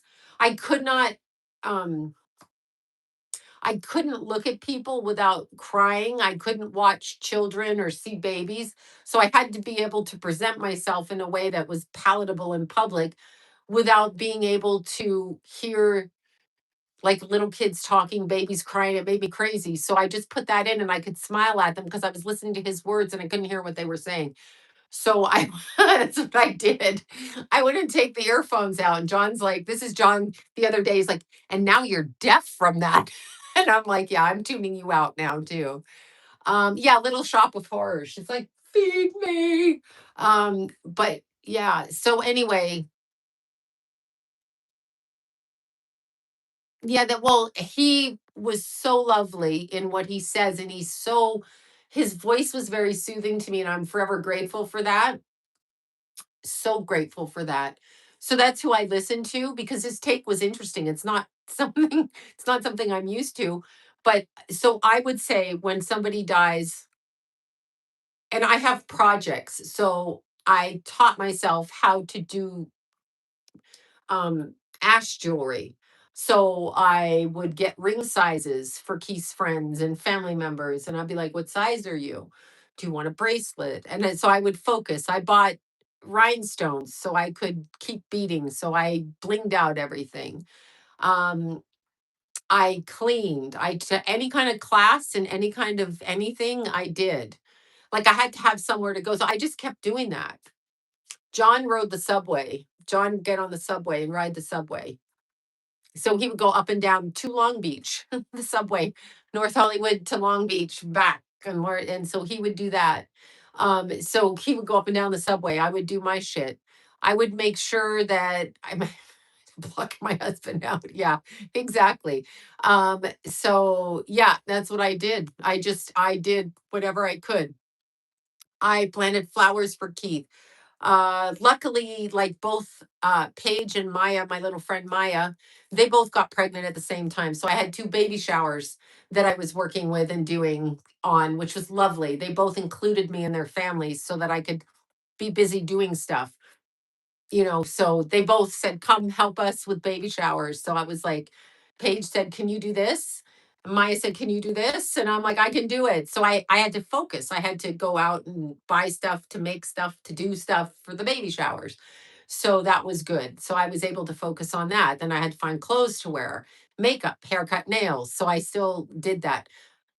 My hairdressers were lovely. They did my hair for free for the funeral, nails for free, helped me. I mean, like, just took care of me so that I was taken care of. Stuff like that. You never know what you can do if you have a service, give your service to somebody, especially, I mean, it was just so great. I ended up with a cat. Thanks, Paige. Um, let's see. Hold on. Oh, thank you for that. I'm 22 and heels class is hard. Oh my God, it's fucking hard. I mean, I'm a whore in heels. John's like, why you gotta wear the 8-inch heels? I'm like, bitch, because I can kick some ass in them. I love clicking them together and kicking on the floor. It's fun. Floor work kills me. Yeah, volunteering. I did it. I was not happy inside. I was not happy. I would go to class. I would drive somewhere late at night. I would get up at 4 a.m. I plan all these adventures with people I never met. I started doing burlesque. It's just strange shit, which is lovely. It's opened up a whole new world and it's just been the best thing ever. I am so grateful. You never know who you'll meet doing something that you never knew that you would do, who will be so pivotal in changing your life. And it could be for a second, it could be for a month. It's just very interesting. Yeah, like Dorothy clicking your heel. Yeah, I could take psychedelics. I don't need to have a nervous breakdown. I took a lot. I did a lot of LSD in my life. I'm aware of it. I don't need to do it. But yes, I heard about that. Yeah, well, that's why I stay sober. I had to, yeah, this is NYC lip liner and MAC lipstick.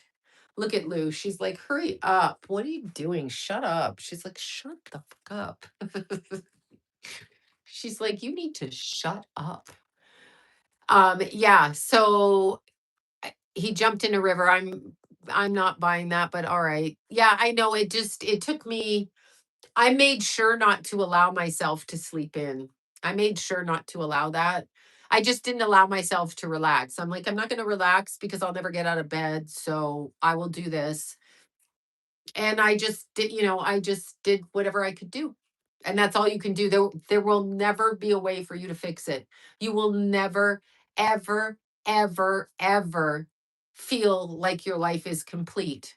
Neither will your child's siblings, neither will the grandparents. Nobody will feel like neither will the father, mother, nobody will feel like it's complete. But you can do things on their behalf, which is what I try to do. That's it. After getting sober, I can't really listen. Yeah, I've been sober my whole life, minus the under age 20, no, but after 20, yeah. I mean, so 40 years. And not because I had to, I just didn't have an interest in it. So there's that. No, it was July. I mean, I don't know who you're asking about. Keithy died in July. Oh, Jimmy died in October. Yeah, my Jimmy died in October. Keithy's brother, years ago, 96. My aunt died of cancer.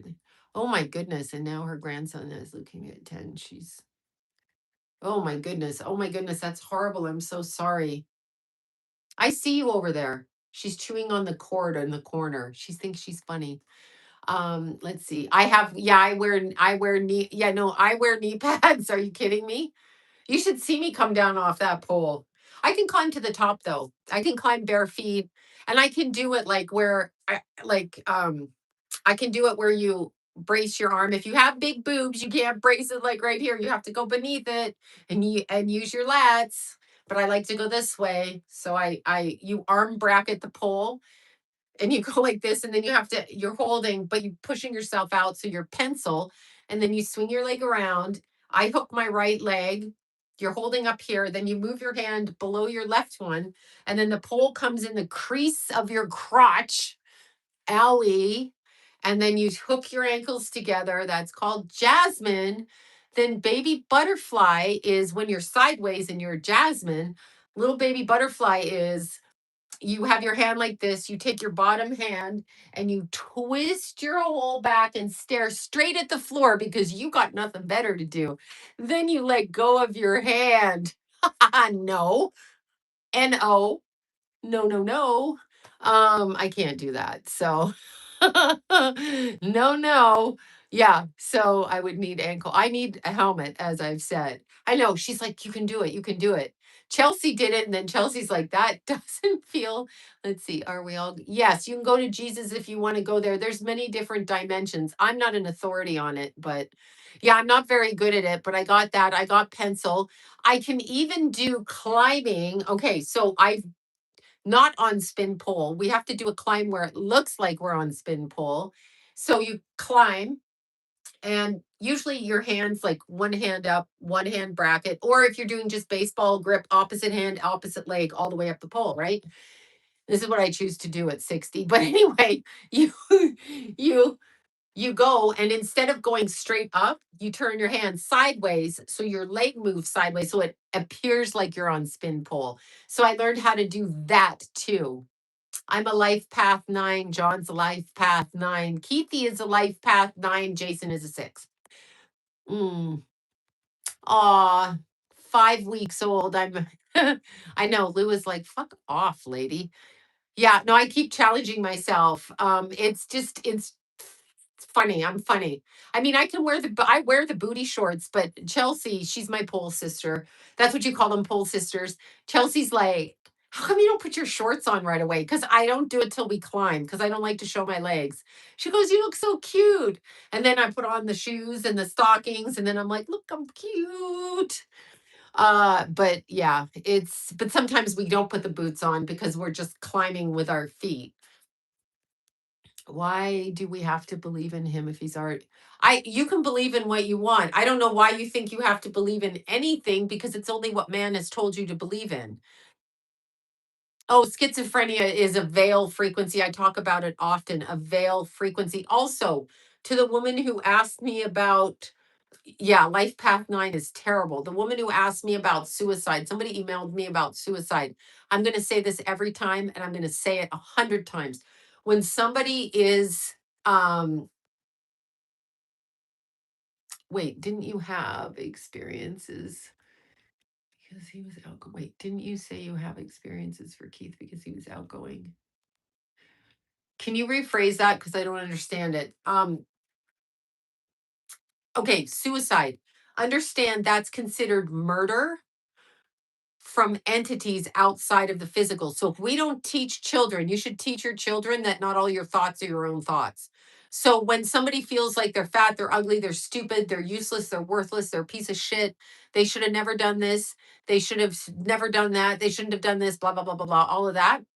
That is outside information coming from a negative source that's talking to your etheric body that you can't see and you attribute to your own thoughts, programming it into your body. So when you take the action that the bad voices, repetitive, like think schizophrenia, think depression, the repetitive on a loop, that is a frequency of an entity that's gotten into your depression, into your drug addiction, into the way that you feel about yourself, or you say how you feel about yourself, and it's come into your frequency and it's saying, you just should kill yourself. You're useless. You're worthless. You're a piece of shit.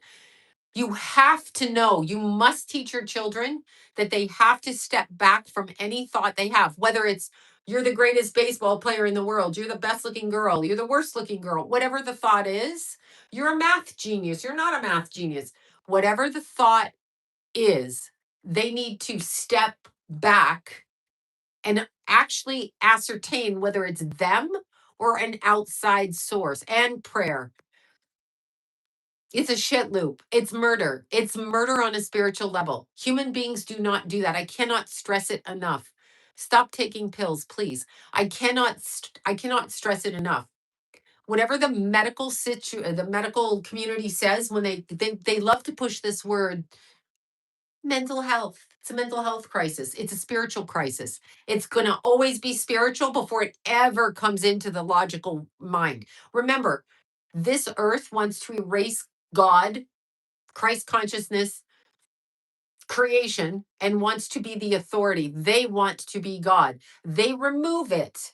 Okay. It's spiritual first. The lineage and the problem is spiritual. And then the physical attributes come after. So you have to understand that. Voice to skull technology all day long, all day long. Yes, you can be saved from it. Pray, pray however you pray. Take care of yourself. If you pray to spirits that are nature, pray. Just do that. I'm telling you, I've had them. I told you after Jimmy died, they told me that I should do that. Oh, thank you for that infinity sigil. Thank you. Like I heard them. I know what they say. You're fat, you're ugly, you're stupid. You're just gonna die. You should take your own life. Just blah blah blah. No, you need to tell little kids that they need to really observe, like stoic, observe, focus, write down what they're thinking and ask them if it's really what they're thinking. You have to teach them that because just because they get a thought doesn't mean it's their own thought. Thoughts are projected onto us all day long. Why do you think so many women think they're ugly? Do you know why? I'm going to tell you why. We don't have to pray however you take care of yourself. They are jealous. They can't get into a physical body and they're not gods. We live eternally and they don't. Without our energy, they don't live. That's why they invest in money and sex and drugs and all of that. And they want you to stay broken. I'm just like sweating here. Bad hair day. They want you to stay broken so that you stay here with them so they can feed off your fucked up behavior, whatever said fucked up behavior is. They cannot create. You create. Why do you think Hollywood keeps doing the same thing over and over and over again? Oh, they're not brilliant. No, they've stolen it from somebody, first off. They've stolen it from somebody and they've said it's theirs. The other thing is understand that their mission is to take God's creation, however you want to describe God. However, aliens, AI, fucking tree god, frog, I don't care how you describe it. Those are semantics. The creator that created you with the human body, the human soul, and the etheric body that goes back to source, put it that way, which I say is God, and that's what I say, but you say what you want. When that happens, they are so jealous of you and so envious of you because you have infinite possibilities and you can create children, you can create creative ideas, you can find joy, and you will honestly love from your heart. They don't have an ounce of that in them. The people that control us are the opposite of that. The people in Hollywood are the opposite. Why do you think they have shows like Cribs? Why do you think the Kardashians walk around like they do? Do you think like they have money so they can get their BBLs taken out, which still is very vile. They can get their nose jobs and their thing. What have you looked at these people before their plastic surgery? Maybe a few of them are cute, but not really. I wouldn't want to look like them. I like the way I look. They teach you through their movies and their TV and the admiration of who they are and who you are not. They teach you to feel like you're garbage. And whose celebrity nose do you want? Whose eyes do you want? I even had somebody want to take me to the show Botched and show my vagina to get their vagina made like mine. They didn't know what my vagina looked like. They were doing transition surgery. So, I mean, that's what I'm saying to you. They want you to look at them and they want to tell you that that's beautiful so that you feel ugly about yourself. I know I felt ugly my whole life. They want you to think that a first lady of America looks like Barbara Bush or France, Macron. They want you to think that. And then they want you to think there's something fucking wrong with you when you don't look like a Kardashian. So they trick us. Exactly. They want you to do that. That's what they want you to think. They want, and it's fine. You can go get your nose fixed and all of that. But they want you to feel ugly. They take the most beautiful, creative people, and I'm talking energetically, and they fuck with them. These people end up on drugs. They rape and pillage them. They do all kinds of things. And then they put movies out there. I stopped watching movies.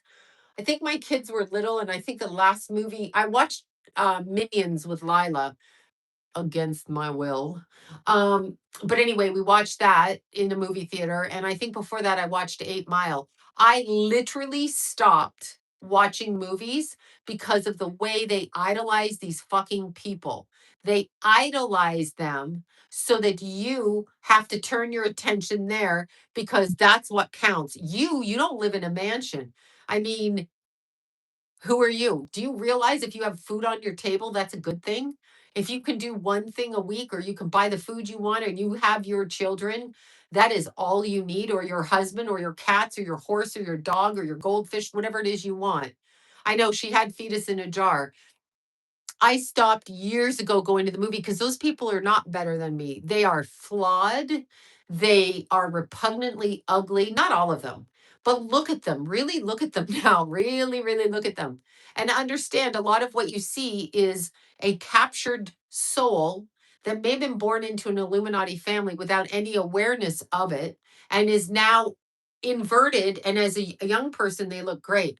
Oh, look, 6 feet tall, gorgeous, skinny, no cellulite. Of course, they don't have cellulite. They're men posing as women. I'd be surprised if they had fucking cellulite. I'd be surprised. But you're made to feel bad about yourself. And then they sell you beauty products to make you feel ugly. Now they do it to men. They say to men, you got to put a bunch of weight on. You got to get gains. My boys wanted gains because they were tall and angular. AI is the Antichrist. It's part of the beast system. Yes. It's a beast system.